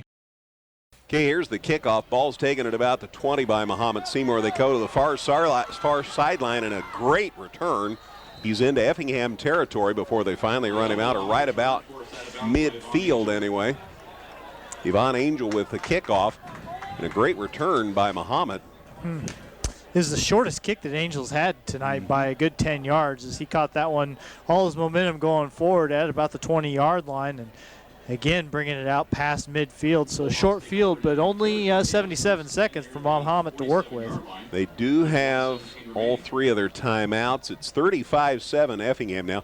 Mahomet 1st and 10 at Effingham's 47 to start this drive with 1:17 left in this second quarter. There's the snap. Here's the pass. It's caught at about the 45. And one-arm tackle. Look at that tackle. Hubble made the catch. Is that Stoneburner? That is. Just grabbed the jersey and yanked him down. What a tackle. One-arm tackle just grabbed him, took him down by the uni. Gain of 3 to the 44 at 2nd and 7. What a tackle. Here come the Hearts. On the run, the quarterback off the wrong foot. It's picked. You could see that coming. That's Stoneburner with the pick. Out across the 40-yard line. He gets the tackle. He gets the pick in consecutive plays. Yeah, caught that one just probably right about the 40-yard line. A little bit of a return, 3-yard return. But, Finch was running for his life backwards and throwing off all his momentum, carrying him toward his own end zone. Just threw it up for grabs. There were 2 Effingham players in the neighborhood that could have picked that one off. So with 46 seconds left, the Hearts will start this drive at their own 43-yard line. Got a couple of messages. Dave Woltman, Activities Director for Unit 40, is telling me that girls tennis has been called off for tomorrow. So if you're a girls tennis fan of the Hearts, please note that. Shack to throw on first down. Caught at midfield by Duncan, and down he goes. See where they give him credit here, close to midfield. Hearts have all their timeouts if they want to choose them. Ooh, bad spot, about the 48. So he got 4 on that pass completion, maybe 5. And now they throw the ball down, and that stops the clock. Hearts, okay, they called timeout before they passed. So timeout Hearts, 29 seconds left. Okay, let me get you those two messages. Dave Woltman is sending the information. I am getting all kinds of stuff from all kinds of folks. Here's the announcement from Mr. Woltman. Effingham girls tennis at the Glenwood Invitational is canceled for tomorrow. All right, so please make that note. Also, I hear from Hart's boys golf coach, Jeff Schaefer. Jeff says congratulations to Tate Nieberge and Aiden Beck for winning the alternate shot portion of Mount Zion's tournament, the Cup, this afternoon. So congratulations to Tate and to Aiden, two of the seniors on that squad. Good work by them. So some good news there. Sorry about the girls' tennis being called off for tomorrow. Hearts have it at their own 48. It's 2nd and 5, 29 seconds left before halftime. Shack from the gun here. Low snap, but he's good. Across the middle, it is caught and dropped. That pass was a little low. Let's see, who is that? It's Jacob Briggerman was the intended receiver. Well, and the pocket was collapsing in a hurry for Shackelford there. Had to get rid of it probably in a little bit more of a hurry than he wanted to, which might explain why he didn't quite get it to Briggerman, but does stop the clock anyway. Still 3rd down.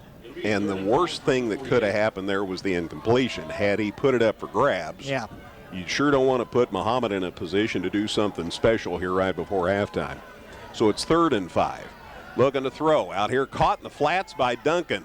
And nowhere to go after the catch, man. They were on him in a hurry. He might have gotten a yard or two to the 49. I guess the line of scrimmage was the 40. This is the 48. So gain of 1. Gain of a yard. To the 49, so it's 4th down. And the Hearts do stop the clock with 12 seconds left before halftime. Effingham's up 35-7. I think the bottom line for Coach Effner here is he wants to make sure he's the one that runs out the clock. So he can decide what to do here. It's 4th and 4, but there's 12 seconds left. So you're either going to go for the whole enchilada here or you're just going to run a running play and end the half. I said. I don't have inside information. The thing about a deep pass is it takes a few seconds to develop. So you throw it down the field, and if it is intercepted for whatever reason, it's a long way for someone to have to run it back. Time's in your favor. So I think that if Effingham does put the ball in the air, that's most likely what they'll do. Like you said, go for something deep and go for it all. And if it doesn't work out, so much time has elapsed, you're going to give Mahomet one play to gain 49 yards. So, or you could punt. It looks like maybe Dawson Witten is just going to punt. We didn't even consider that possibility. Another good option. Is this first punt of the night? It is. And he puts it in the air. Off the side of the foot. Doesn't go real deep. Mahomet kid's wise enough to get out of the way of it because they too know if it hit them it'd be a live ball. Hart's down at about the 32-yard line. So with 3 seconds left. Looks like it'll be near the 33-yard line. People smarter than me are telling me that if I said caught and dropped, and of course that would be a fumble, but I think people understand what I'm saying is that he had hands on the ball, but it was not a completed catch. So my apologies. 3.3 seconds left in the first half. So it's 1st and 10 for Mahomet. They are in the shotgun. So let's see if they hoist one up here. Nobody in the backfield. He's looking to throw. Coming to the near side. He's throwing it as far as he can, and he threw it out of bounds. No, it hits about the 19. I thought that was headed out of bounds, but it's incomplete, and he threw it deep enough that allowed that last 3.3 seconds to elapse. We're at halftime. Military Appreciation Night tonight at Klosterman Field at the half. It's Effingham 35, Mahomet-Seymour 7. Halftime show on the way in a minute on 97.9 XFM. Visit us 24/7 at danheck.com and check out the specials we have going on right now. No one will sell you a new Chevrolet or Toyota for less. Let us prove it to you. See you today at Dan Heck Chevrolet Toyota, South Route 45 in Effingham. Effingham Express Care is there for all your urgent care needs. They're open 7 days a week and no appointment is needed for all injuries and illnesses. Plus, they have on-site x-ray. And they accept all major insurance and offer a self-pay discount. For more information, visit centralillinoisurgentcare.com. This is the Compass Advisory Group Halftime Show. For all of your insurance needs, contact Corey McDaniel at 347-9697. At Klosterman Field at halftime, it's Effingham 35, Mahomet-Seymour 7. The Hearts again off to a great start in a football game. 3-0 and now up by 28 here at halftime. Let's recap the scoring in the first half for you. Effingham again scored the first time they touched the football. This time Mahomet got it and had to punt and had awful field position and had trouble with the punt, and the Hearts ended up getting the ball at Mahomet's 19-yard line. 5 plays later, they scored on a 1-yard run by Chase Woomer. Yvonne Angel's kick was good. It took 2:23 on the drive. It came with 7:33 to go in the first quarter, and the Hearts had a 7-0 lead. Effingham scored again with 3:50 to go in the first quarter at the end of a 5-play, 35-yard drive. Took a minute 36 to complete. Chase Woomer scored another touchdown, this one from 2 yards out. Yvonne Angel again with a kick that was good, and it was 14-0 Effingham. Hearts scored again with a minute 14 to go in the first quarter. At the end of a 5-play, 36-yard drive, you hear repeatedly that the Hearts had good field position to start these drives. 5 plays, 36 yards. Jacob Briggerman caught a 7-yard pass. Angel's kick again was good. It took a minute 32 to complete, and the Hearts were up 21-0 before the first quarter was at an end. Effingham scored again with 10:28 to go in the second quarter at the end of a 7-play, 32-yard drive. Took 2:07 and highlighted by Jet Gillum's 6-yard touchdown catch. Bo Hefner's kick was good, and the Hearts had a 28-0 lead. Mahomet-Seymour scored their lone touchdown with 8:24 to go in the second quarter at the end of a 6-play, 48-yard drive that took 2:04 off the clock, and that is where quarterback Braden Finch scored from 2 yards out. The kick was good, and that made it 28-7. But the Hearts bounced back with a score with a minute 25 to go before halftime at the end of a 5-play, 61-yard drive that took a minute 47 off the clock. And that was a dandy run by Nathan Shackelford from 22 yards out. Angel's kick was good, and the Hearts lead it at halftime, 35-7. So that said, Dustin's working on the stats. Brian's gathering scores. CJ's up top enjoying the breeze, getting all the video on this one. And we'll be back with more on the halftime show in a minute here on 97.9 XFM. Evergreen Nursing and Rehabilitation Center is proud to announce their new outpatient therapy. Evergreen now offers physical, occupational, and speech therapies for their patients. If you need therapy, don't worry. Evergreen's outpatient therapy can help you too. Give Evergreen a call today for a tour. Whether you're in the market to purchase a new or pre-owned vehicle, Northside Ford on North Keller Drive in Effingham will find a car that works for you. Check out their selection of cars and trucks today. All right, we're back at Klosterman Field at the half. It's Effingham 35, Mahomet-Seymour 7. You hear the marching Hearts in the background. Just their second performance at a football game so far this year. This is our second home game of the season. Hearts have 2 more home games after this. The next one, 2 weeks from now, will be homecoming, and then the final one, of course, will be senior night. So there's an event at every home game this year, so be sure to not miss a one. And homecoming's going to be fun as they'll be amending the parade route just a little. But bottom line is it'll end up out here at Klosterman Field. They're going to have a powder puff game, and they're up in the ante on that. It's going to be a fun homecoming. Right now, though, numbers are the thing. Let's get it over to Dustin White for the halftime stats. Well, and speaking of fun, the numbers are pretty fun for the Hearts at halftime. Again, Effingham with a 35-7 lead, and they have outgained Mahomet-Seymour 249 to just 119 in the first half. Mahomet ran 28 plays, gained 119 yards. You don't need your calculator to know that that's not great. The Hearts 15 first downs in the first half, 6 of them in the ground, 8 through passing, 1 by penalty. Mahomet moves the change just 6 times, 2 in the running game, 4 by pass. Effingham, they ran the ball 20 times in the first half for 88 yards. That's a 4.4 yard per carry average. 3 of the 5 Effingham touchdowns came in the ground. For Mahomet, 17 rushing attempts, 12 yards gained. That's 0.7 of a yard per carry. They did score their 1 touchdown on a run, but Effingham has done a pretty good job of swallowing up that run. And the Hearts have been effective throwing the football. 18 passes attempted for Effingham, 14 completed, none of them intercepted. 161 yards there and 2 more scores. For the Bulldogs, they threw the ball 11 times, completed 6, but had 2 intercepted. 107 of their 119 yards came through the air. So again, Effingham outgaining Mahomet-Seymour 249 to 119 at halftime. Turnover story. Effingham's got 3 takeaways in this game. They've intercepted the Bulldogs twice and returned it 46 yards in total, and they have recovered a fumble. So, you combine short fields with takeaways, and you have a 4-touchdown lead at halftime. Penalties, Effingham just 2 of them for 10 yards in that first half. Mahomet-Seymour 4 penalties for a total of 40 yards, and the time of possession favored Effingham in that first half. The Hearts had the football 13 minutes and 46 seconds compared to 10-14 for the visiting Mahomet-Seymour club.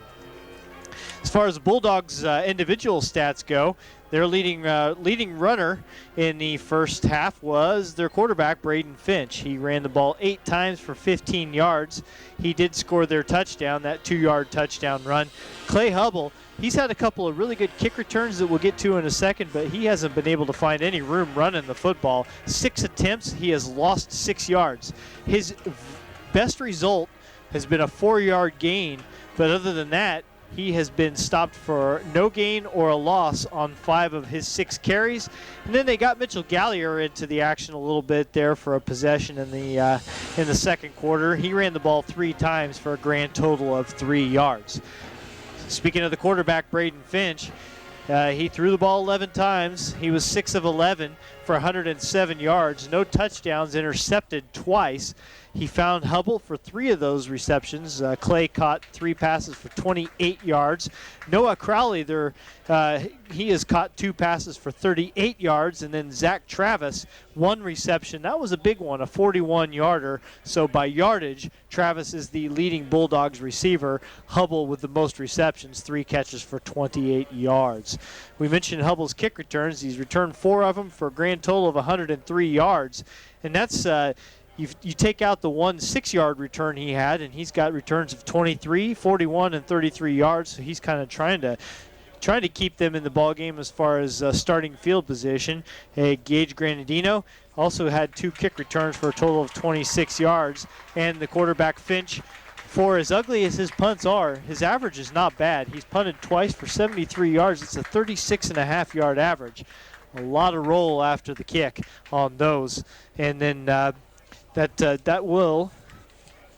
round out the Mahomet-Seymour statistics. Let me take a look at what Effingham's done individually. Nathan Shackelford, the Hearts quarterback, is also their leading rusher at halftime. 55 yards on 5 carries for Nathan. That includes runs of 12, 18, and 22 yards, and that 22-yarder was good for a score. Chase Wimmer, he's got 33 yards on 14 carries, and yeah, that's not a great average, but he has gotten into the end zone a couple of times. He scored 2 touchdowns, punched him in from 1 and 2 yards out. And, Chase, he's got carries of 8 yards on 3 different attempts, but he's been stuffed a few times. Quite honestly, situations he couldn't do very much about, as the room for running for him hasn't always been there. And then Tristan Duncan, he took 1 carry. Maybe the first running play they've run for number 11 this season, I'm not sure, but at any rate, if he gets another one, he'll hope it goes better, as he was brought down at the line of scrimmage on that one, so no gain for Tristan. He's had a little more luck receiving, though. He has caught 7 passes for 85 yards, 7 of the 14 completions for Shackelford. Shackelford 14 of 18 for 161 yards, 2 touchdowns, no interceptions. He's still only been intercepted 1 time in 3.5 games so far. Again, Duncan, his favorite receiver so far, 7 receptions for 85 yards. Jet Gillum, 4 catches for 46 yards. That included a 5-yard touchdown catch. Colin Weymouth, 1 reception for 18 yards. And Jacob Briggerman, he's got 2 catches for 12 yards, and that included a 7-yard touchdown catch. So Gillum and Briggerman with the touchdown receptions, as 4 different Effingham receivers have caught passes. Then you look at the kick returns. Effingham has only got 1.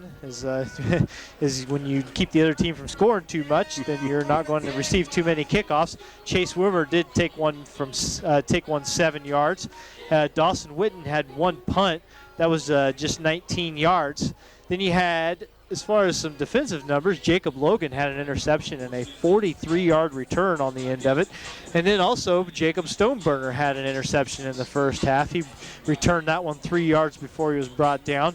And the other takeaway, the fumble recovery, that belonged to Parker Wolf. So Parker back in full action this week after missing a week and then only holding kicks the second time, and then now he's back into the full swing of things, and he recovered a fumble in that first half. So there you go. Again, the number that matters the most is Effingham 35, Mahomet-Seymour 7. Hearts well on their way to a 4-0 start to the season, Greg. Exactly right. Thank you, Dustin. And at this time, speaking of numbers, Brian, let's just bring it on back to the sports desk. Brian Dust, what do you have for us in the way of scores here at halftime? All right, we've got some halftime scores and some other quarter scores up at Lincoln. The Rail Splitters have a 14-10 lead over Charleston at the half. Mount Zion is bombing Mattoon in the second quarter. It's Mount Zion 36, Mattoon 0. Taylorville leads Collinsville at the half 14-0. Also, a couple more halftime scores. Flora and Casey Westfield knotted up at 7 apiece. Newton leads Lawrenceville at the half 21-14. Cumberland ahead of Farmer City Blue Ridge 21-6. And also at the half, Marshall ahead of Robinson 14-0. Back in the first quarter, Mount Carmel had a 28-7 lead over Olney. And in the second, it's Red Hill 14, Paris 14. Halftime in Pana sees the Panthers ahead of Carlinville 21-7. And in the second quarter, Shelbyville dominating Sullivan 35-13. That's your scores. Thank you very much, Brian. Appreciate that. And we'll mention again that the Cardinals beat the Cubs this afternoon. 5-2, I think, was the final score. Something like that. 2-1. 2-1. Was yeah. the final score, yeah. It makes it even more painful. 2-1 was the final. So now the Cubs are 5 games behind the Cardinals with 8 games to go. I'd say it isn't looking real good for the Cubs winning the division. I'm just rooting for a slog, quite honestly, with no other rooting interest. I want to see as many playoff games as possible between those teams, but it does seem like the Cardinals are sort of running away with things, and that's who Atlanta might face in the first round of the playoffs if everything goes as planned. Looking more and more like it.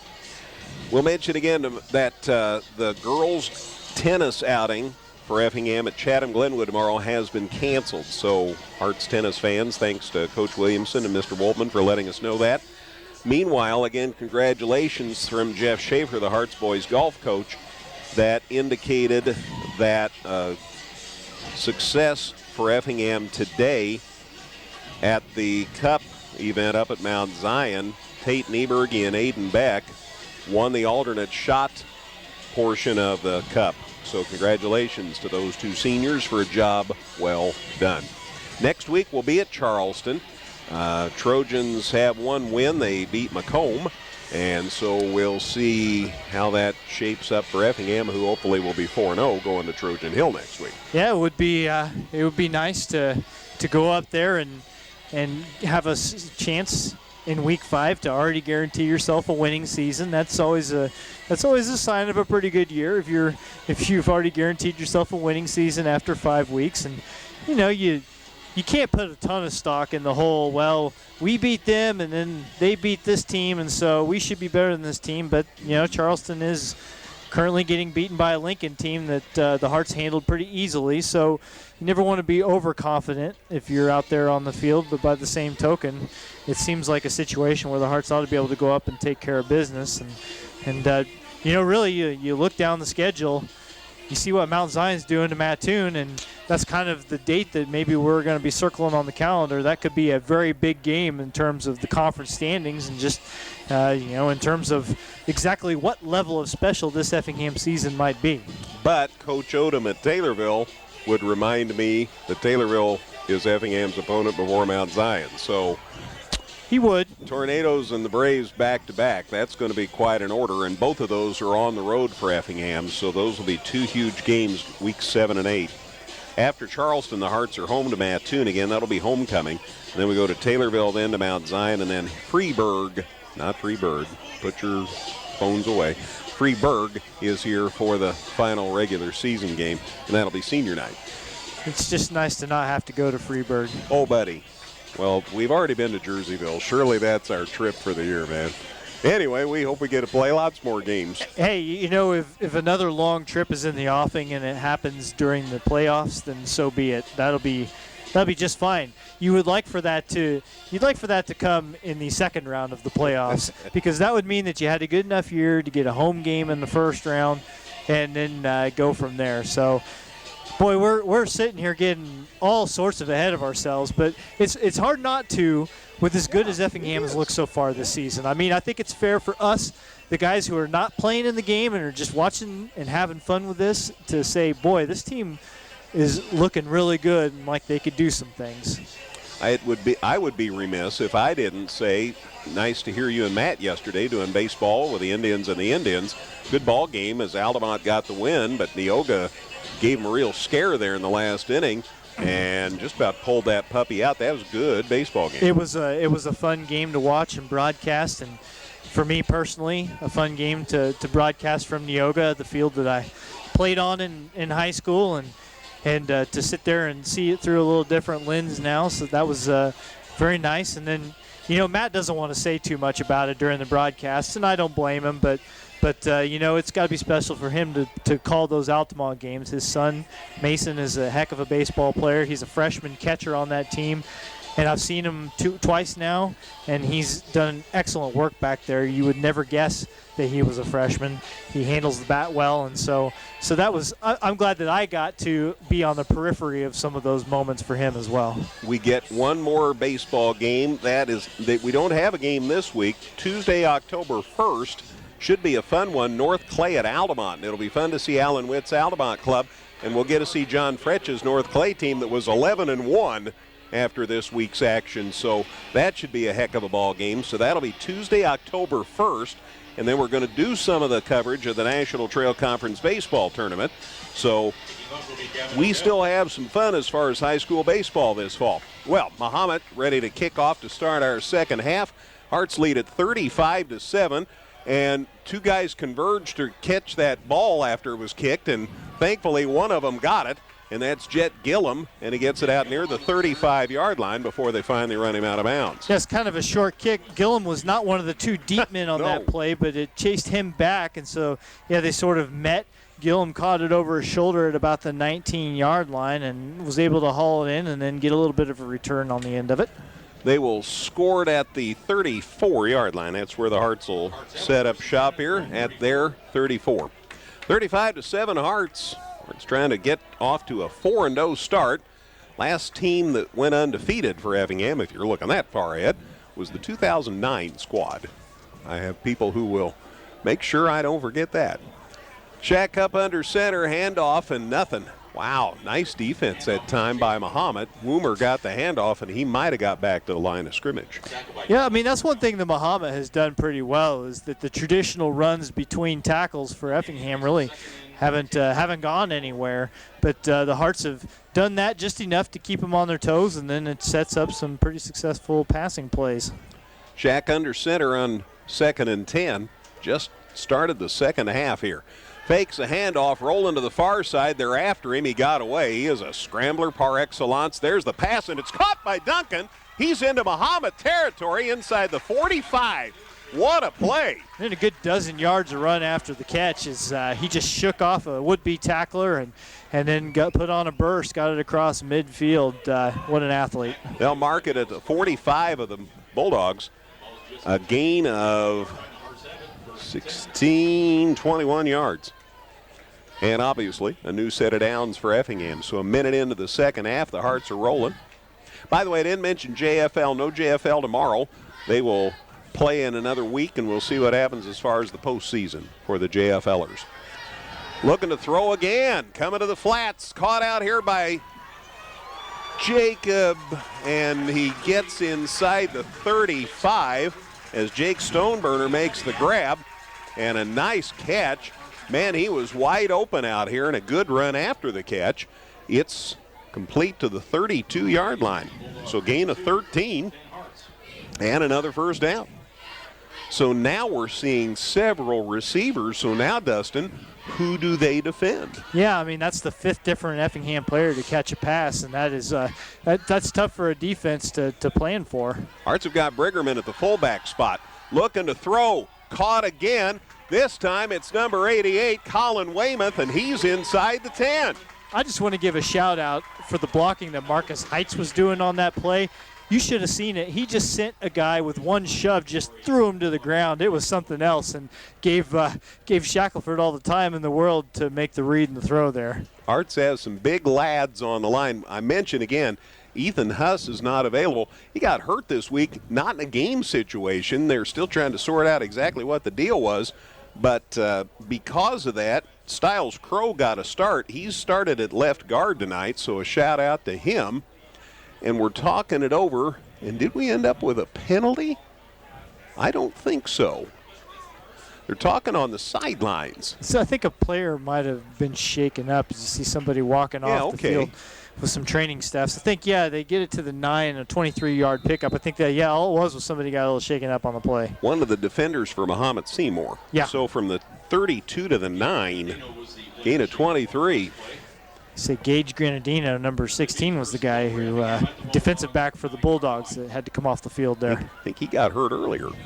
First and goal for Effingham at the Mahomet-Seymour 9. Shack up under center, handoff up the middle, and Woomer, and wow, he just went into a whole pile of folk. Yeah, only about 8 guys right there in the neighborhood as he hit the line of scrimmage. And somebody else is slow. Well, he's just getting his shoe back on one of the Mahomet kids. Lost yards. Back to the 10. Skylar Yancey was the guy that was down on the field for a second there. Second and goal back to the 10, a loss of a yard for Woomer. 9.5 to go, third quarter. Obviously, the Hearts don't need to be in a big hurry here. They lead at 35-7. Shack under center. They bring Holden Lewis in. Going deep, there's Duncan, and he caught it with one hand and never did catch it. It's incomplete. I thought there was some contact, but they let it go, and the pass was thrown a little long. Tristan might have had a shot at it, but it's incomplete. Yeah, there's been a couple of plays where they have gone kind of deep for him and tried to get him into the end zone for a score, but both times the touch just hasn't quite been there on the throws. It was a floater, and he wanted to be sure and get it deep enough that the only person who could catch it was Tristan, but as a result, I think it went a little long, and now we've got to delay a game, I'll bet. Hearts were trying to get a kid off, and they didn't get him off in time. I think that's why a flag's just been thrown. Yeah, there was two red jerseys running off the field. Weymouth was trying to get off the field. Yep, so back 5 yards. So that'll send it back out to the 14, 15. Pardon me, that's right, because they'd lost a yard to the 10. So now it's back to the 15. So now it's third and goal at the 15. Wow, that's a lot of goal. Third and goal at the 15. And now they're still chatting, and I think we're set. The official's still talking over here. All right, we're resetting the clock. 9:12 on the clock. Is that what we're hearing? That's what he said. It's down to 8:36. Yes, quite a bit of time that went off there. Okay, we'll all be a little late getting home. Third and 15, so third and goal from the 15. Hearts go to the shotgun. They got Gillum in the tight end spot. Looking to throw. Here they come. Shack gets away, runs it up the middle. Good gain, goes to the far outside, and he's in for the score. You can't stop him. You can only hope to contain him. And maybe you can't contain him, Dustin. Well, I mean, if you were going to, you'd think you would on that play as the pocket just collapsed almost instantly. But Nate shook off one would-be tackler there in the pocket, and then he was off to the races. So on back-to-back carries, Nathan Shackelford has found the end zone, and he's got his Hearts up by 5 scores now. Kick for one is good. That's Bo Hefner out there from Parker Wolf's hold. It's 41-7 Effingham. There's at 42. 42-7 Effingham. Unless the kick was no good. Yes. There, we're all agreed now. Okay, good. 42-7. 9:02 to go in the third quarter. Once we got everything in agreement. And the Hearts have a 35-point lead. Now, that was a 15-yard run by Nathan Shackelford. The kick was good by Bo Hefner. Effingham's such a deep ball club in some areas, we also have to keep track of who's the kicker, because Senor Angel and Bo Hefner both are doing a lion's share of the work. And we are just about ready for the kickoff. Guess that we kept it here. How was the down in the distance there, Dustin? Yeah, 7 plays, 66 yards on that drive, Greg.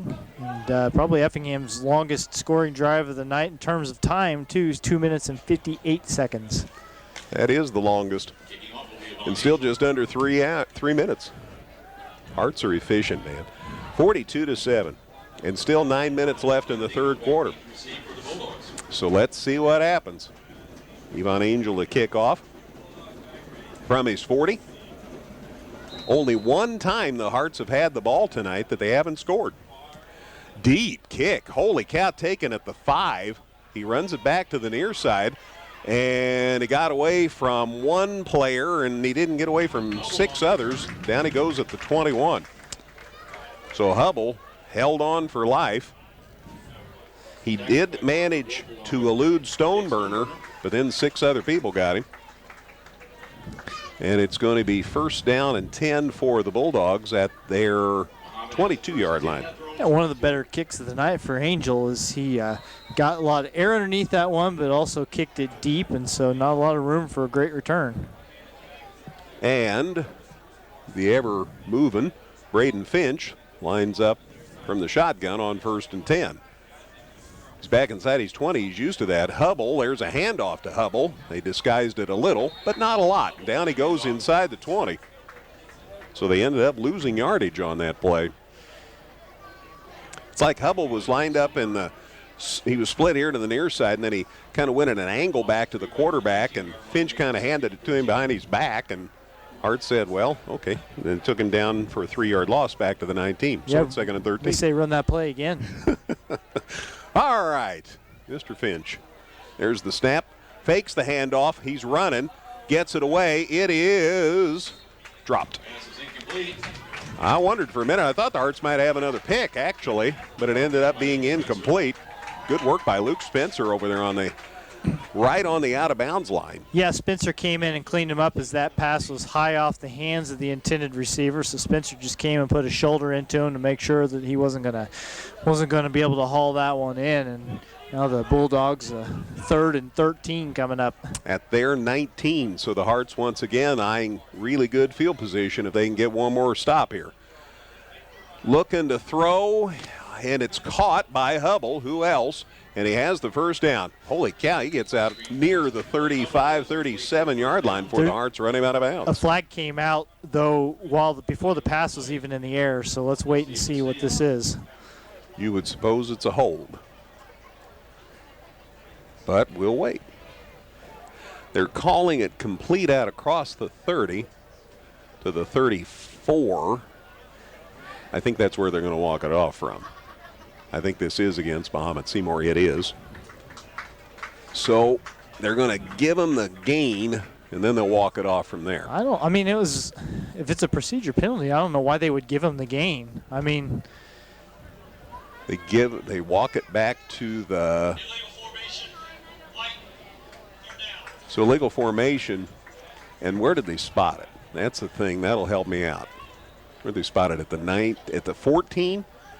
Okay, so it was a 5-yard walk-off from the line of scrimmage. The play just really didn't happen. Thank you. I thought I saw him stop and was marking it off from the spot of the foul. Yeah, I don't know. Line of scrimmage. So the line of scrimmage was a 19, 5-yard walk-off for the procedure penalty back to the 14. So now it's 3rd and 18, and now they've got Finch on the run, and he throws it just in time, and there's a flag as the tackle's made after the catch. And I'm not quite sure why there was a flag. Were they saying the Hearts got there a little late? Mason Hasty came in there and put a hit on the intended receiver there on the sideline. If they say, I guess he was out of bounds, perhaps. Maybe. I don't know how you're supposed to be able to know that if you're watching the receiver. Don't know what else it could have been, though, just based on the timing of the flag. Wait and see. They're talking it over. So we'll see what happens here at the end of the fireside chat. Now we're going to find out. Yeah, see, it's on Mahomet. So they call these formation penalties, but they let them go ahead and run the play. And that's why we think it's something else. That flag was thrown so late, though. Right. I mean, that flag was thrown after the pass was already in the air. So now it's 4th and 18, and here comes that punt we've been waiting on for a while. And it was to his feet, so he's going to try and run with it. And down he goes at the 10. Woo! Holy cow. And the hit was Mason Hasty. He strikes again. Old number 36 took him down at the 10. And the Hearts have it 1st and 10 at Mahomet's 10-yard line. Boy, Finch didn't feel too good after getting up from that one. Well, it was a low snap, and he thought, well, I can't kick it. He said, I better not pass it. It could get picked. So he tried to run with it, and Hasty was having none of that. So it's a loss of 4 on the punt play, and it's 1st and 10 for Effingham at Mahomet-Seymour's 10-yard line. And this drive starts with 7:54 left in the third quarter. Hearts already up 42-7. Shack up under center on 1st and 10. Handoff, Woomer gets it up the middle. Still on his feet. He's in. Touchdown Effingham. Gave it to the near side. Took it to the house. Woomer's 3rd touchdown of the night. And the Hearts now lead it 48-7. And you know what that means. Running clock. That is a 41-point lead. Once it gets to 40, the clock goes real fast. So another extra point try, the Hearts' 7th of the night. From the hold of Mr. Parker Wolf. There's the snap, the placement. The kick looks good to me. The officials agree. Yvonne Angel strikes again, and it's 49-7 Hearts. Still 7:47 left in the third quarter. Kickoff on the way in a minute on 97.9 XFM.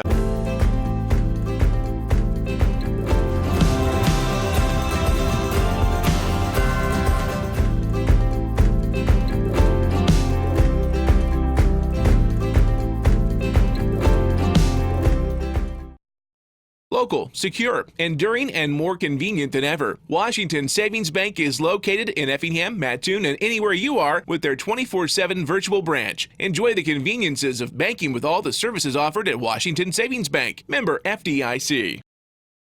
All right, we're hearing now that it was Keegan Baker, number 7, not Chase Woomer, number 1, that scored that touchdown for Effingham. So we'll double check on that. Anyway, here's the kickoff, and it went out of bounds at about the 7-yard line. So we'll get that sorted out as well. Mahomet's going to bring him back and make him re-kick.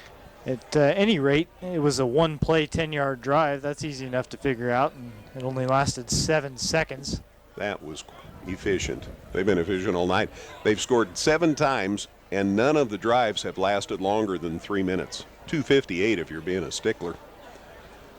So one play, 10-yard, 7-yard drive, and again, we're hearing Keegan Baker scored the touchdown, so 7 rather than 1 on the touchdown.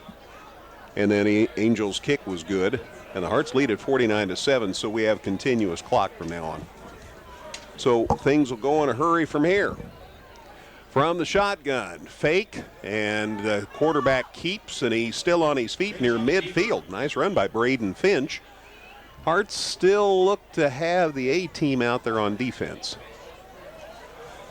So a gain First tackler was Jet Gillum. from the 35 to the 46, a gain of 11. Bulldogs, they have it at their own 46. And a gain, enough for a first down. So Finch with a gain of 11. Going to throws in the flats here to Hubble. And Hubble jumps in the air, throws it, and the Hearts pick it. Effingham's coming back, looking to get some more yardage. They get it inside territory of the Bulldogs, and a nice return by Jacob Logan. Jacob Logan with the pick. So it's his 2nd interception of the game. Finch gave it to Hubble, who threw, and he threw it up in the air, and the only question was which of 2 Hearts were going to catch it, and one got out of the way of Jacob Logan, and Logan picked it and sends it back to the Mahomet-Seymour 42-yard line. So it's 1st and 10 for the Hearts at Mahomet-Seymour's 42-yard line. They have just had tremendous field position all night. They already lead at 49-7. We still have 6:40 to go in the third quarter. And we have a timeout. So, Brian, let's take a 30-second break. More to come in a moment on 97.9 XFM. Visit us 24/7 at danheck.com and check out the specials we have going on right now. No one will sell you a new Chevrolet or Toyota for less. Let us prove it to you. See you today at Dan Heck Chevrolet Toyota, South Route 45 in Effingham. Effingham Express Care is there for all your urgent care needs. They're open 7 days a week and no appointment is needed for all injuries and illnesses. Plus, they have on-site x-ray. And they accept all major insurance and offer a self-pay discount. For more information, visit centralillinoisurgentcare.com. Keeping us on the ball. Keegan Baker scored that last touchdown for Effingham. 10-yard run to make it 49-7, and we have a continuous clock. It is stopped by a timeout, which is what we just had. So 6:43 left in the third quarter. Jake Thompson's out there quarterbacking now for the Hearts. And a fumble. And it's picked up by Effingham, and it'll be retained by the Hearts, I think. Yeah, Woomer got it. He was still out there at a running back spot. Okay, Baker, 7 not 1. So Chase must be taking the rest of the game off. Nate Thompson is quarterbacking now for Effingham. Nate's a big kid. He'll be playing a lot of basketball this season for Effingham. So he's up under center at 2nd and 11. And again, a continuous clock now. There's a handoff. And wow, they are playing the middle well. That's one thing Mahomet-Seymour is doing well, is playing the middle well. Keegan Baker carried, and it's back to the 44, so a loss, back to the 44-yard line. So Thompson's the quarterback. See who else is out there. Let me mention Trevon Benavides is out there for Effingham. Among the linemen is Justin Baker. Also out there in the action is Jack Madison. I'll try to keep up the best I can. Jacob Briggerman's still out there. Sometimes this lets you play kids in other spots, too. Another fumble. And they fall on it at the 45. So somebody's trying to pull away or snap it too quick or something. Anyway, it's 4th down. And the clock keeps on rolling. So the ball is at the 45, so another yard loss. Dawson Witten's still going to punt. Parker Wolf's out there. Austin Herbeth. Of course, this is special teams group now. And Gunnar Franklin's out there. And we talked about Sean Cochran, who wears number 30. Favorite number of mine. So let's see what happens here with 4:45 to go in the third quarter. High snap. Time, though, and he boots it. Holy moly, did he smoke this one.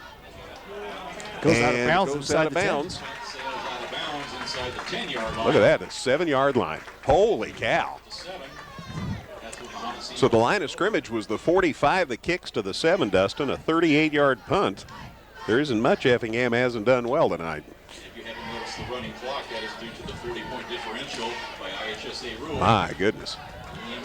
Down to 4:15 to go in the third. Again, continuous clock. Timeouts and injuries. Those are in the score, of course. Those are the things that can stop a clock and the quarter break. So here goes Mahomet with the ball at their own 7-yard line.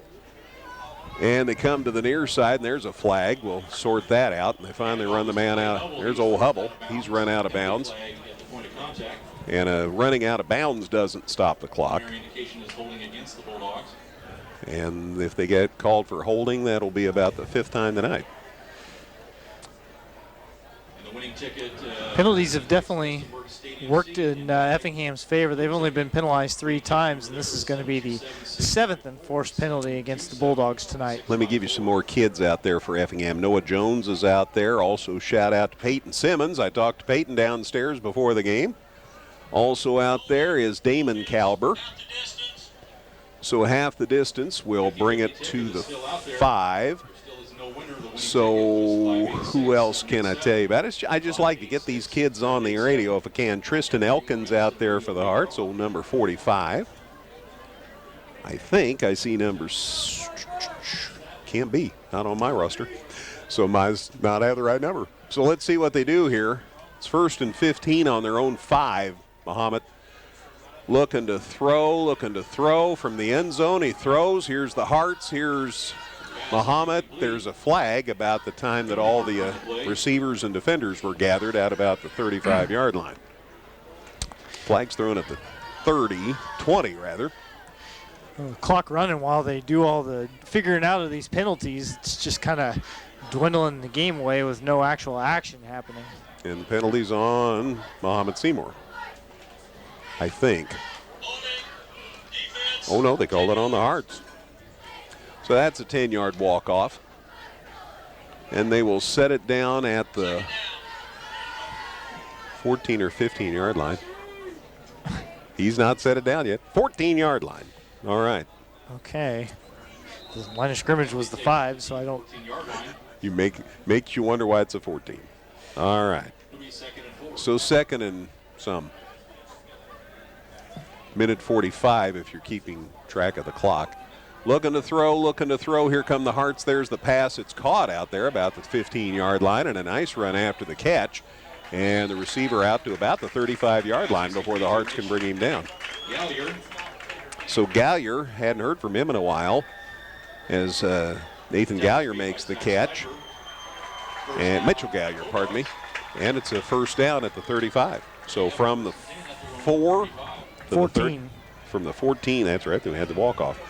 From the 14 to the 35, a gain of 21. And 1st and 10, and they're going to throw again. And it's caught out here on the near side, out across the 40 to midfield, and finally he's taken down well into Effingham territory. Cochran came over and made the tackle. Hubble still out there. Yeah, it looks like Mahomet-Seymour's pretty much running their first team out there against Effingham second right now. Zach Slifer's still out there for the Hearts. Trying to get everybody mentioned because I know they don't always get a whole lot of opportunity to play. He's over there at the corner spot. Damon Cowper, I mentioned him, didn't I? All right, here we go. So 1st and 10, ball's into Effingham territory. Here's a throw across the middle, caught and dropped by Hubble, and he literally did catch it and then dropped it. It got behind him, and he had a hand on, was trying to tuck it in, and it came loose. So. Tried to pull that throw in from behind him one-handed, couldn't quite get it done. So the incomplete pass, and it's 2nd and 10. This will be the last play of the 3rd quarter. Finch looking to throw, comes to the near side, taking his time, cross the middle, cross that. Dave Wolman, the intended receiver. Dave Wolman, the intended receiver. He used to catch that ball. Oh, man, incomplete. That ends the 3rd quarter. You'll hear about that. After 3 here at Klosterman Field, it's Effingham 49, Mahomet-Seymour 7. 4th quarter on the way in a minute on 97.9 XFM. Evergreen Nursing and Rehabilitation Center is proud to announce their new outpatient therapy. Evergreen now offers physical, occupational, and speech therapies for their patients. If you need therapy, don't worry. Evergreen's outpatient therapy can help you too. Give Evergreen a call today for a tour. Whether you're in the market to purchase a new or pre-owned vehicle, Northside Ford on North Keller Drive in Effingham will find a car that works for you. Check out their selection of cars and trucks today.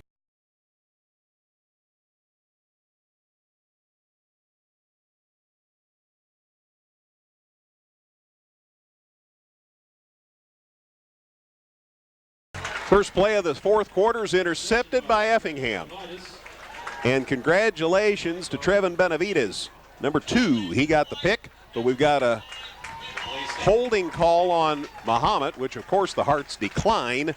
And it is 1st and 10 Effingham, and they have the ball into Mahomet territory as they've had most of the night. 1st and 10, and we're into the 4th quarter now. Again, we're under a continuous clock for the rest of the contest. Injury and a timeout. That's what can stop the clock. So it's going to come back inside the Hearts' 20-yard line to begin this drive. and it's the Mod Squad out there for the Hearts. Lots of new kids on the block. Give a shout out to Trevor Donsbach, who's out there. I'll see if I can pick up some more kids over the course of this last quarter. 49-7 Effingham. Fourth quarter, continuous clock. Hearts with a handoff and gets it out across the 20 before he stops. And there was a scrum, man. Third interception thrown by Braden Finch, by the way. Fifth takeaway for the Hearts tonight. Okay, Dawson Witten's carrying back there. He's carried some at that back spot to the 21. So a gain of 3, and it's 2nd and 7. 10:20 left, but again, it's a continuous clock, so we won't be here much longer. I guess about 10 minutes, right? As far as actual game time. Nate Thompson still up under center at quarterback for Effingham. Handoff, and it's a great run up the middle. That's Witten still on his feet and got near the 35-yard line. Nice run by Dawson Witten. And good blocking up the middle. Good blocking up the middle. Okay. So Donsbach's 28. So I got a 20 and I got a 28. Going to have to watch really close. And the Hearts run Seth McMurray in. And sit down Jack Madison. So Seth McMurray in the game. And it's 1st and 10.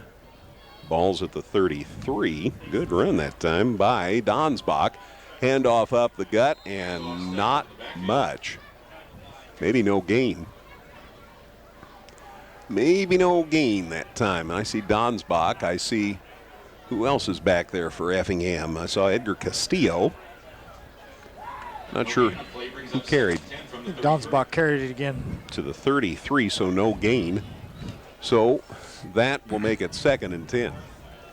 Under 9 minutes to go. Continuous clock for the rest of the game. Hearts in front, 49-7. Snap, handoff, coming to the near side. Got a good head of steam up, and he's out across, well, right at the 40-yard line. So, and again, it's Donsbach. Nice run to the 40. And a gain of 7. So it's 3rd and about 3. And we're down to 8.5 to go. Hearts head to Charleston next week. More Apollo Conference action. Hear it right here on 97.9 XFM and 97.9XFM.com. Hearts look to be going to 4-0 in about 8 minutes from now.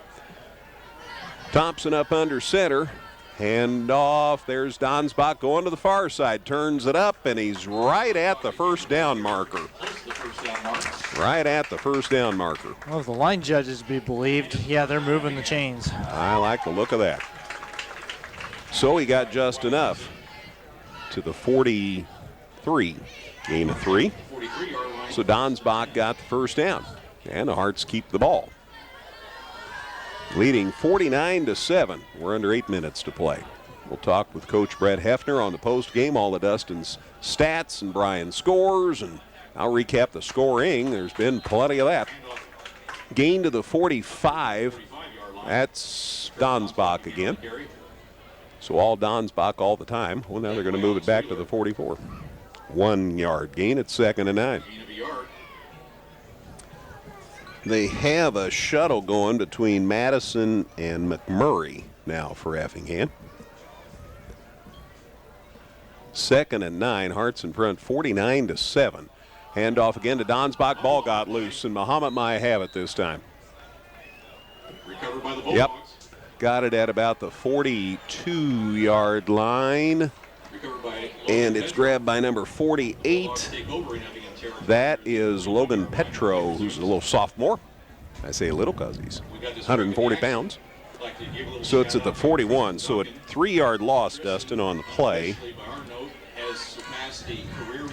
And then the fumble recovery. And there's the announcement from Scott Mosier, what Dustin had shared earlier, that it appears that Tristan Duncan is the all-time career receiving leader for Effingham High School. And he's just a junior gang. Scrambling, the quarterback, Finch, goes deep, got a man, it's caught, touchdown. Touchdown Bulldogs. Touchdown, a 42-yarder. There's a flag, but I'm pretty sure that's going to be on Effingham. Now the flag is back here at the line of scrimmage. So let's sort this out. I thought it might have been down about the time of the catch. But it's back here about the line of scrimmage, so this could be on the Bulldogs. And it is. Illegal man downfield on the Bulldogs. Holy cow. So that's coming back. Meanwhile, the clock keeps running. Down to 5:50 to play.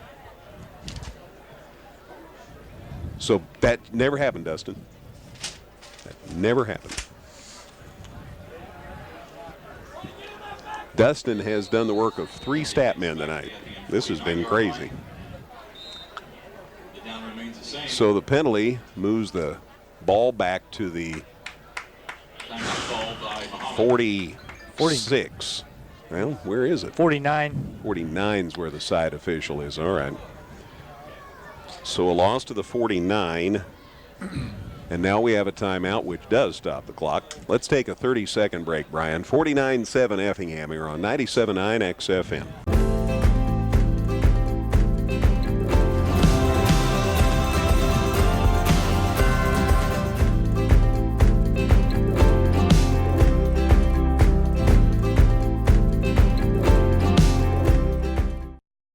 Local, secure, enduring, and more convenient than ever. Washington Savings Bank is located in Effingham, Mattoon, and anywhere you are with their 24/7 virtual branch. Enjoy the conveniences of banking with all the services offered at Washington Savings Bank. Member FDIC. Mahomet threw for a touchdown, and then it got called back because they had an illegal man downfield. So that was an interesting call. Second big catch that Zach Travis has lost to a penalty tonight. That one would have got him in the end zone. So it's kind of do-over time. Ball's at the Effingham 49. And again, a timeout does stop a clock in a continuous clock. Finch keeps, and he dives sort of forward and ends up at about the 46-yard line. Maybe the 47. I'm going to sort this out here. Gain of 2 to the 47. Yeah, 32, Nolan Nierenhausen. That's who's playing quarterback now for Mahomet. So that's who actually ran the ball. So he got 2.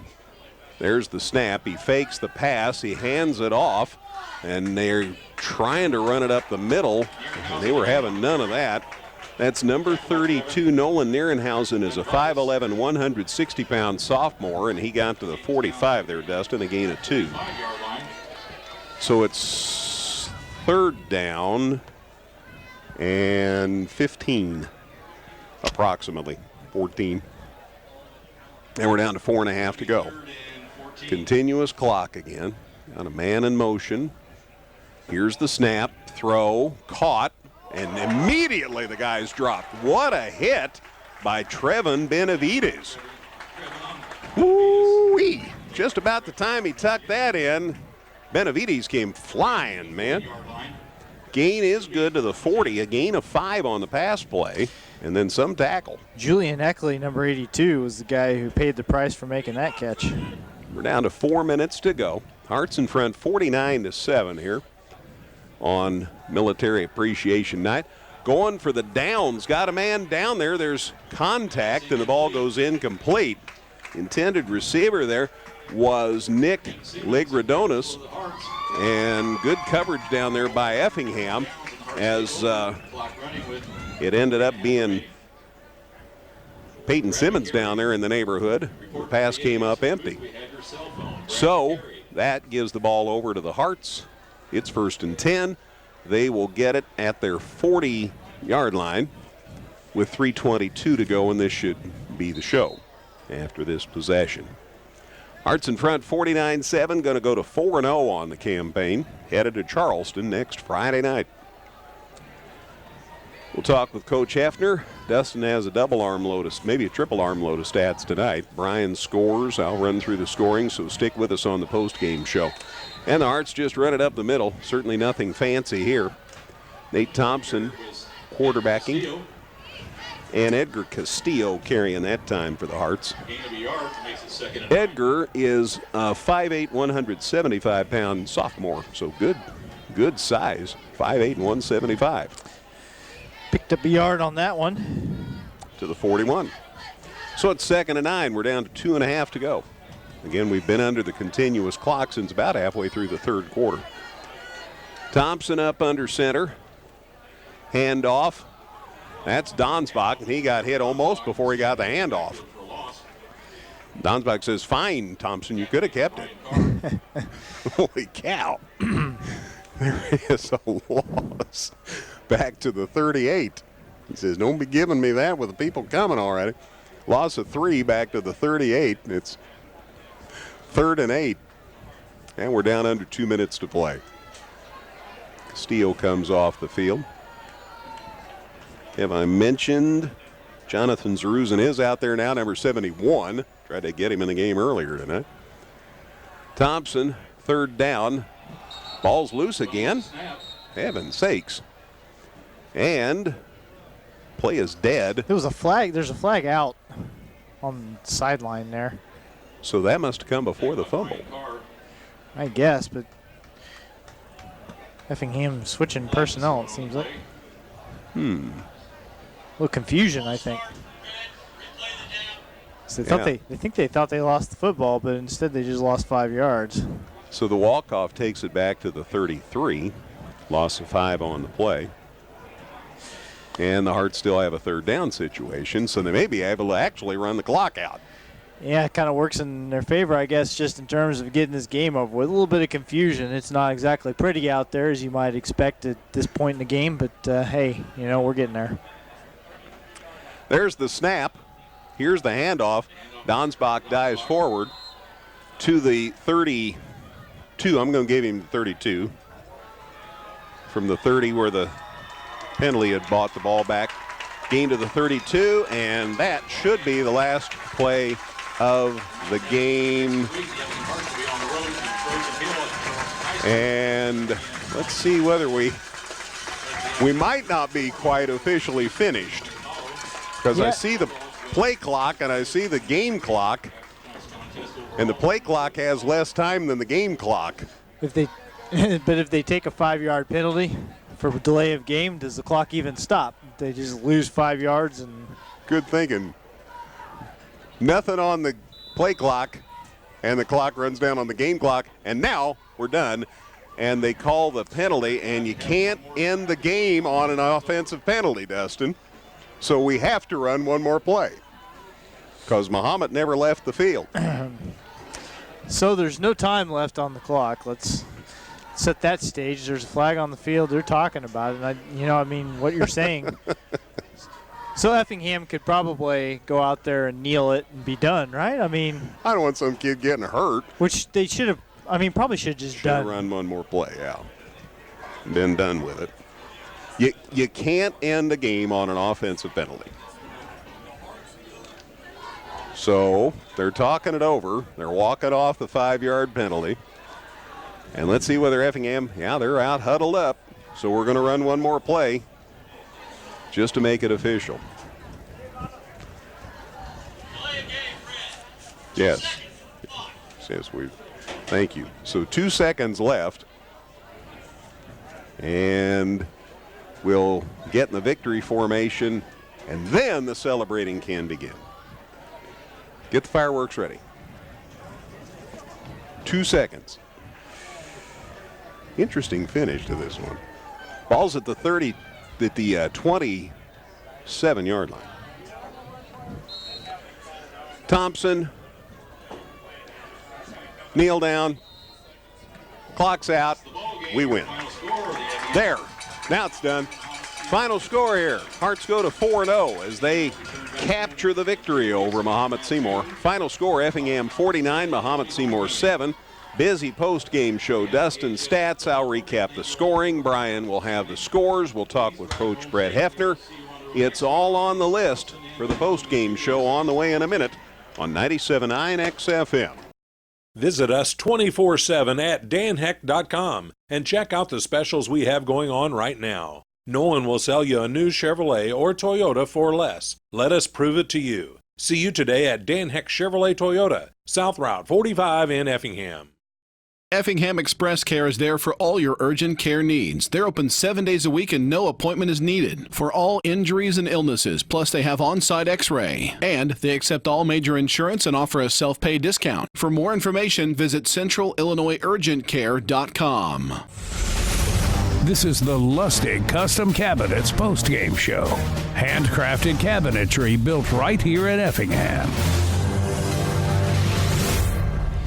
All right, we're back at Klosterman Field. I was congratulating Mitch Woltman out here, former Hart, on his marriage. And let's give you the details on this one. Final score was Effingham 49, Mahomet-Seymour 7. Hearts go to 4-0 on the campaign. Headed to Charleston next Friday night. And we'll have that one for you here on 97.9 XFM. Hearts, as they've made a practice, have scored their first 4 possessions tonight. After they stopped Mahomet-Seymour, they got the ball at Mahomet's 19-yard line. 5 plays later, they took it in. Chase Woomer, a 1-yard touchdown run. Yvonne Angel's kick was good, and the Hearts had a 7-0 lead with 7:33 to play in the first quarter. Effingham scored again with 3:50 to go in the first period. Got the ball at Mahomet's 35-yard line. Ran a 5-yard series, capped by a Woomer 2-yard touchdown run. Angel's kick was good, and the Hearts had a 14-0 lead. They scored again with 1:14 left in the first quarter. That drive started at Mahomet's 36, and 5 plays later, Jacob Briggerman caught a 7-yard pass from Nathan Shackelford. Angel's kick was good, and the Hearts had a 21-0 lead. So 3 scores in the first quarter. And then the Hearts scored again with 10:28 to go in the second quarter. They got the ball at Mahomet's 32, so they had tremendous field position. 7 plays later, Jet Gillum caught a 6-yard touchdown pass from Shackelford. Bo Hefner's kick was good, and the Hearts had a 28-0 lead. Then Mahomet scored their only touchdown of the game. It came with 8:24 to go in the second quarter. The end of a 6-play, 48-yard drive as Braden Finch took it in from 2 yards out. The kick was good, and the Bulldogs were within 28-7. But the Hearts bounced right back, and with 1:25 to go in the second quarter, Hearts staged a 5-play, 61-yard drive that took 1:47, and that was highlighted by Nathan Shackelford's 22-yard touchdown run. And Angel's kick was good, and the Hearts had it up 35-7 at halftime. The Hearts scored again with 9:02 to go in the third quarter. That was a pretty drive. 7 plays, 66 yards, took 2:58, highlighted by Nathan Shackelford's 15-yard touchdown run. So Shaq had 2 touchdown runs tonight. Bo Hefner's kick was good, and the Hearts had a 42-7 lead, and they put the cherry on the sundae with 7:47 to go in the third quarter. They got the ball at the 10-yard line, and Keegan Baker ran it in from 10 out. Angel's kick was good, and the Hearts had a 49-7 lead. Continuous clock from then on, and Effingham cruised, and they win it 49-7 to improve to 4-0 on the season. Dustin has so many stats tonight. It's going to be really interesting to hear this rundown. So he'll have that, scores from Brian, visit with Coach, all on the way on the postgame show on 97.9 XFM. Evergreen Nursing and Rehabilitation Center is proud to announce their new outpatient therapy. Evergreen now offers physical, occupational, and speech therapies for their patients. If you need therapy, don't worry. Evergreen's outpatient therapy can help you too. Give Evergreen a call today for a tour. Whether you're in the market to purchase a new or pre-owned vehicle, Northside Ford on North Keller Drive in Effingham will find a car that works for you. Check out their selection of cars and trucks today.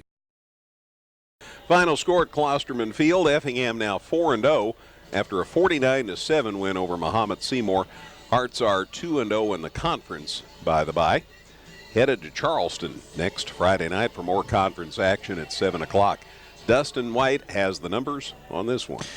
All right, Greg, Effingham, they outgained Mahomet 349 to 195 tonight. The Hearts ran 59 plays, gained 349 yards. 43 plays from Mahomet-Seymour, 195 yards. Of course, not nearly as many plays run in the second half with the running clock, so kind of skews the overall numbers, as the Hearts certainly did most of their work in the first half. They had 22 first downs to just 8 for Mahomet-Seymour. Effingham 10 first downs in the ground, 11 in the passing game, 1 via penalty for the Bulldogs. 2 of their first downs came via the rushing game, and then they had 6 by the pass. Effingham ran the ball 37 times tonight, 131 yards. That's a 3.5-yard average. 5 of their 7 touchdowns came in the running attack. Mahomet 40 yards gained on 23 rushing plays. That's a 1.7 yard average. Their one touchdown did come on a run. And, of course, they they actually brought that average up quite a bit in the second half as they gained 28 yards on 6 carries in the second half to bring it up to a 1.7 yard per carry average. But Effingham did an excellent job defensively of shutting down that run game. And then they also shut down Mahomet's passing game. The Bulldogs put the ball in the air 20 times tonight, completed 9 of them, but had 4 of them intercepted. 155 yards for Mahomet-Seymour compared to 218 for Effingham. They put the ball in the air 22 times, completed 17 for 218 yards and 2 more scores. As far as I just talked about those 4 interceptions, Effingham took it away 5 times overall.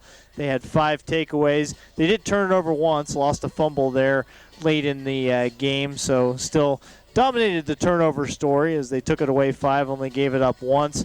Penalties, 6 against the Hearts for 35 yards, 8 penalties against Mahomet-Seymour for 65 yards. And time of possession, again, the running clock makes these things a little screwy, but the Hearts did have it for 27 minutes and 27 seconds compared to 20 minutes and 33 seconds for Mahomet-Seymour. The Bulldogs got 27 rushing yards out of their quarterback, Braden Finch. He took 10 carries for those 27 yards. He did score their only touchdown on a 2-yard run. Clay Hubble ended up gaining 6 yards on 8 carries tonight.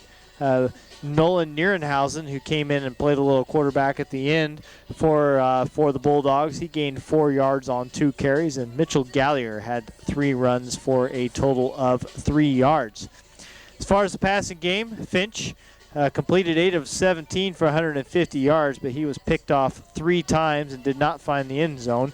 Clay Hubble threw 1 pass on a little pitch play to him where he then put the ball in the air. He was intercepted on that play, so there was the 4th interception. And then Nierenhausen came in and completed 1 of 2 passes for 5 yards. Hubble was the leading receiver for the Bulldogs, 50 yards on 4 receptions. Zach Travis had 1 catch for 41 yards. He'd been over 100 yards receiving with a touchdown, if not for a couple of penalties that brought some plays back. But he only gets to keep the 141-yarder. It was a good play. Noah Crowley, 2 catches for 38 yards. Mitchell Gallier, 1 reception for 21 yards. And Julian Eckley had a catch for 5 yards.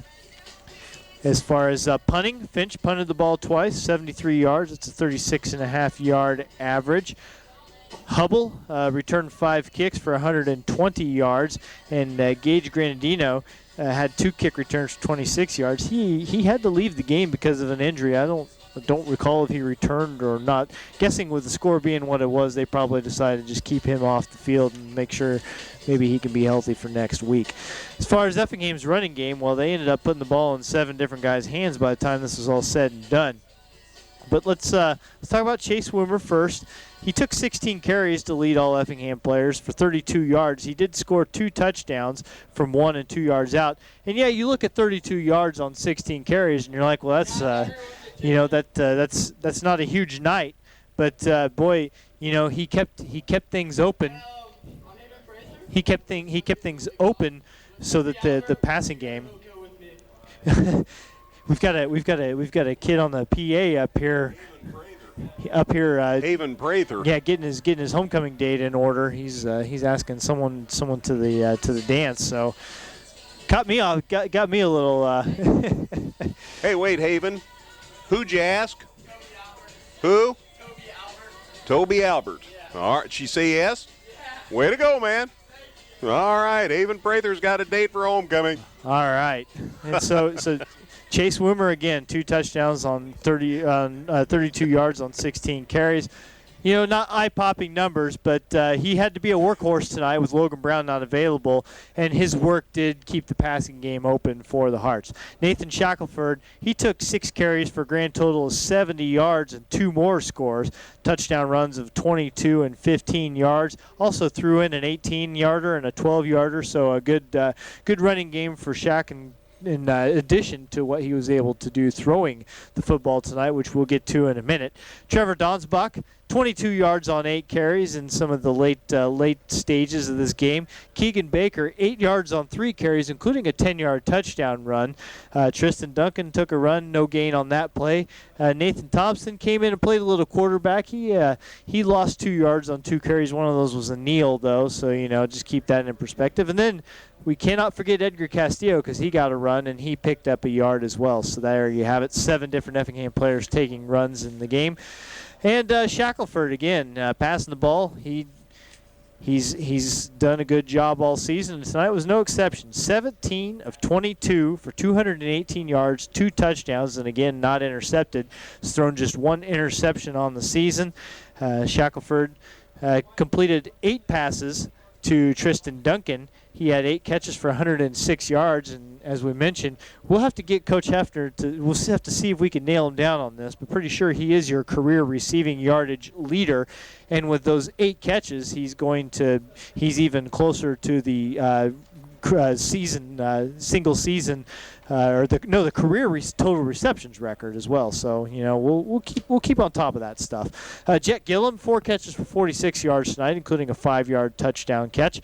Colin Weymouth, 41 yards on 2 receptions. Jacob Briggerman caught 2 passes for 12 yards, including a 7-yarder that found the end zone. And then Jacob Stoneburner also had a 1 catch for 13 yards. And Nathan Thompson, again, he played some quarterback tonight. Didn't get a chance to put the ball in the air as the Hearts were way up, so they kept it on the ground, did what they needed to do there, but don't want to short shrift him there as he was in at quarterback for 2 or 3 series there. Dawson Witten, 2 punts tonight, 57 yards, a 28.5-yard average. Woomer had 1 kick return for 7 yards. Jet Gillum had a kick return for 15 yards. Jacob Logan, 2 interceptions tonight and 55 yards worth of return yardage on those. Jacob Stoneburner had an interception and a 3-yard return. And Trevor Benavides had an interception as well. And he also, in addition to that interception, also had a nice stick on a defensive play later in the game. It doesn't really go in my stats for anything other than it stuck in my mind because it was a good one. And Parker Wolf also had a fumble recovery tonight. So Effingham, again, 5 takeaways. And most importantly, the big win to improve to 4-0. And Greg? I got through all my numbers, so hopefully Coach Hefner is going to be up here soon to tell us about this win, but another convincing victory for the Hearts tonight. Coach is on his way, but as the Hearts continue to win, more and more people want more and more of his time, so we have to wait a little longer as a result every week. But he's certainly worth the wait to find out about his kids and how everybody is. We'll see if we can get you an update on just how Logan Brown is. Yeah, that'd be good to hear. It was nice, again, for Chase Woomer to be able to take the lion's share of the carries tonight. That's the thing. A bunch of yardage or not, if you just become a one-dimensional team, you're not going to be able to have that success throwing the football. So whether Chase was able to gain a ton of yards or not, what it matters is that he carried the football, kept the Hearts, kept both phases of their offense going, and opened up some of that passing game. So you can't say enough about what he did here tonight. He was called upon to be the guy, and he did his job by and large. He held on to the football. He gained some here and there, found the end zone a couple of times, and allowed Shackelford to be able to be very effective through the air once again. Thank you, Destin. Coach is somewhere between the track and the booth. And so, tell you what, let's go ahead. Brian, why don't you give us the scores? Let's send it back to the sports desk. And, Brian, what do you have in the way of scores? All right, guys. Yeah, we do have some finals, some other quarterly scores out there. And in the Apollo, Charleston defeats Lincoln tonight 24-21. Mount Zion with a big victory over Mattoon 50-7. Taylorville shut out Collinsville 28-0. And a halftime score from Freeburg had Breeze Mater Dei 12. Looks like Freeburg had 14 in that one. Future opponent, I believe, for the Hearts. Last game of the regular season. Casey Westfield over Flora 21-7. That's a final. Only had a halftime score from Newton, and they led Lawrenceville at that time 21-14.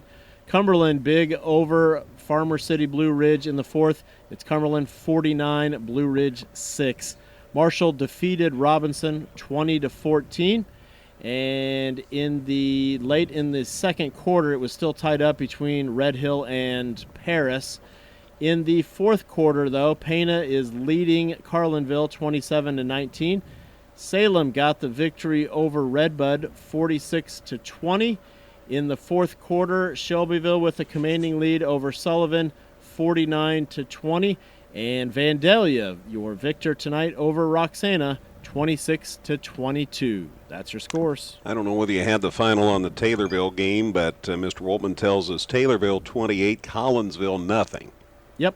So the Tornadoes win, and again, Charleston beat Lincoln, so the Trojans' second win of the season, and their first conference win in long time. And so Charleston will be coming off a win, too, playing the Hearts next week.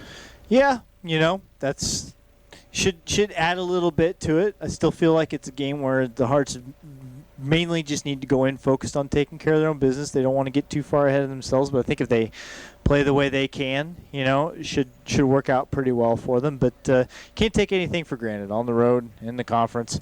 Every game matters, and so we have filled enough time. Coach Hefner's made his way up, so I'm going to turn over my headset and go see if there's any sodas left in the cooler over there, and see what he's got to say about this big win for Effingham. Thank you, Dustin. Final score again: Effingham 49 and Mahomet-Seymour 7.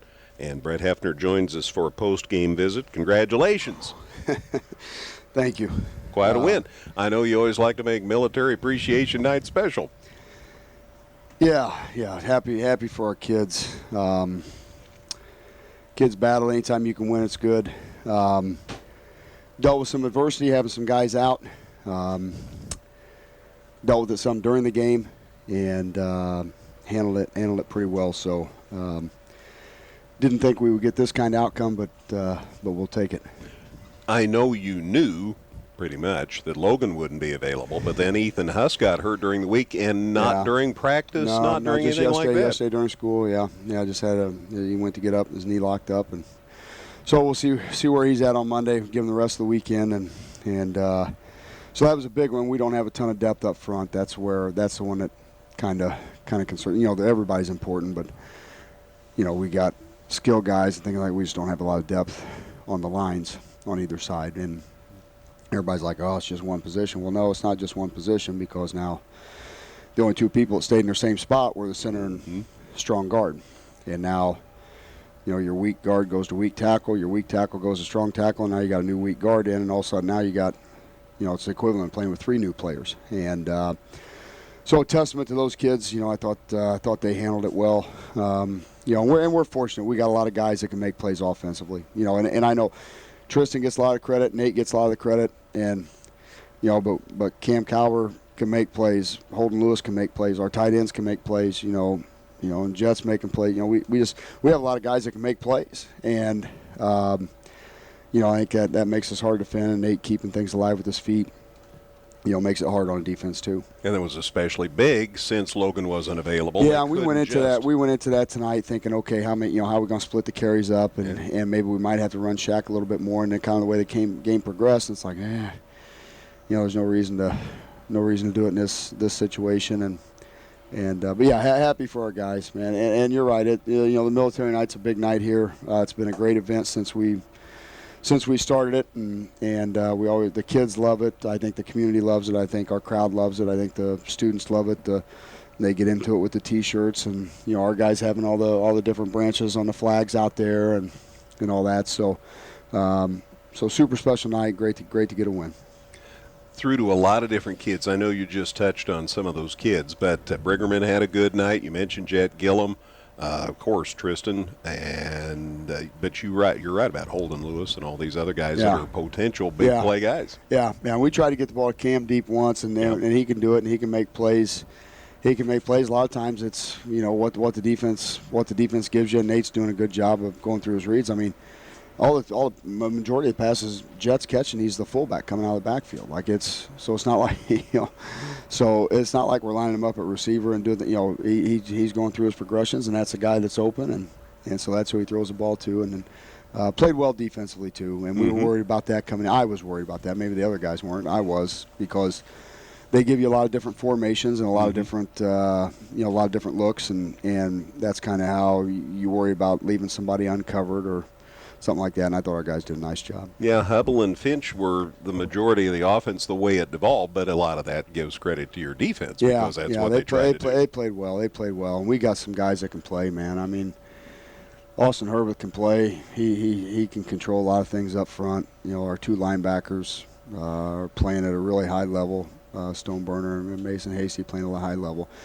And Jacob Logan, I know everybody, it's funny because everybody keeps going, what are you going to do about Kendall? And it was great because Kendall was here tonight. And his family was right there. And Jacob has a pretty good night. So it, but Jacob's getting better every game, and Parker and Logan and Luke and Gunner have played a lot. So that side is playing well.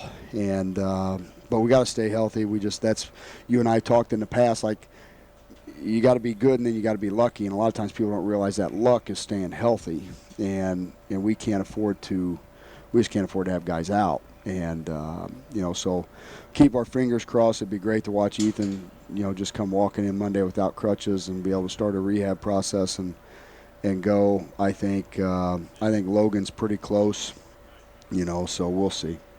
We don't talk much about Bo and Yvonne. They're doing a heck of a job kicking the football. Dawson does a great job punting. Thankfully, he hasn't had to punt too much because the offense has done such a great job. We are blessed that we got two kids that can kick extra points, and I think it's important, just like any other position, for us to, we got a couple different people that can do it. You let them do it, and because you never know what's going to happen.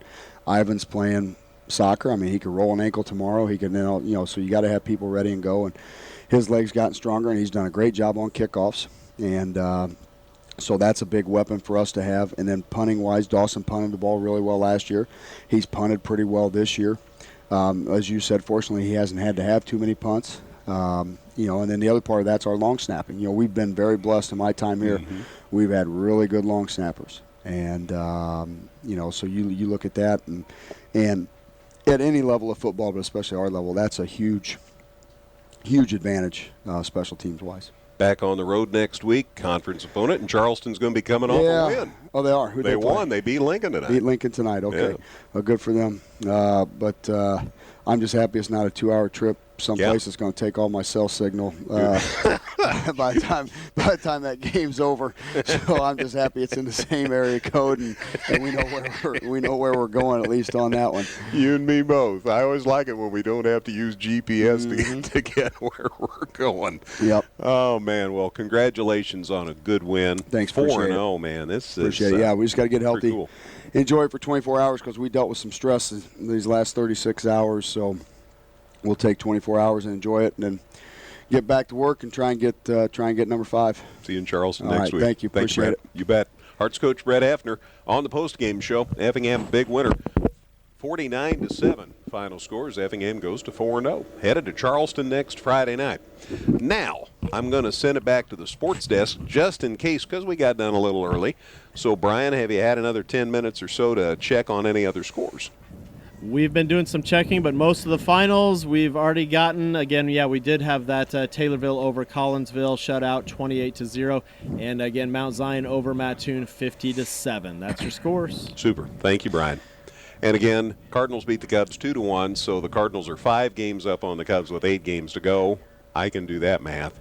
So Cubs hope is apparently the wild card. And how's that going, Dustin? Well, he doesn't look happy. Well, I'm ambivalent. Not for me. The Brewers are beating the Pirates 6-1. Well, the Pirates.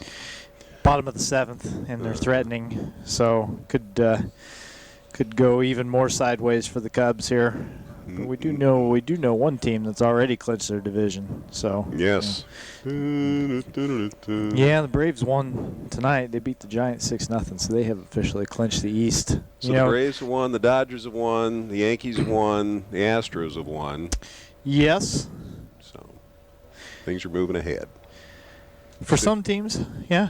Yeah. So see, now I'm rooting. Like I said, I'm rooting for all sorts of ties, so that all these teams have to, play a bunch of one-game playoffs just to get in and figure out where they stand, and then maybe Atlanta, if the Cardinals do win the division, they have to do it in some sort of a one-game playoff. We don't have to see Flaherty until the third game, maybe something like that. That'd be nice. Well, I'll see what I can do about getting the Cubs going. Yeah, if you've got any strings to pull, go for it. Yeah, make it interesting. It'll be an interesting off season. That's all I'm saying. But anyway, this was a happy night. Congratulations to the Hearts. 49-7 winners, now 4-0, headed to Charleston next Friday night, and Hearts have done pretty well at Charleston in recent years. That's always a good one for me. I don't even have to. I just stay late for work that day and drive right over. At Eastern, so that's pretty handy for him. Yeah, it makes for a little bit of a long day, but maybe I'll sleep in that day and go in a little late. And I don't know. We'll figure it out. What a plan! I love it. Well, that flexibility. I know Greg Sapp. Big. He's all about sleeping in. That's it. You man of leisure. That's me. All right, 49-7. Hearts a winner, 4-0. Next week we're at Charleston. Thanks to Dustin White. Thanks to C.J. Schmidt. He really is behind the camera right now. Thanks again to Brian Dust for his good work. And shout out to Caleb Moody, who I think was an assistant to Brian tonight. And Brian Herman's been busy running a NASCAR race. I mean, it's been a busy place up there tonight. I know Brian loves to run NASCAR races. So I envy him. I really do. I'm sure that they're conveying that information to him right now. And we'll have more NASCAR action tomorrow night and that IndyCar race on Sunday. Man, busy weekend. For all those guys, I'm Greg Sapp. Good night, everybody. Thanks for listening. This has been a production of Premier Broadcasting Incorporated.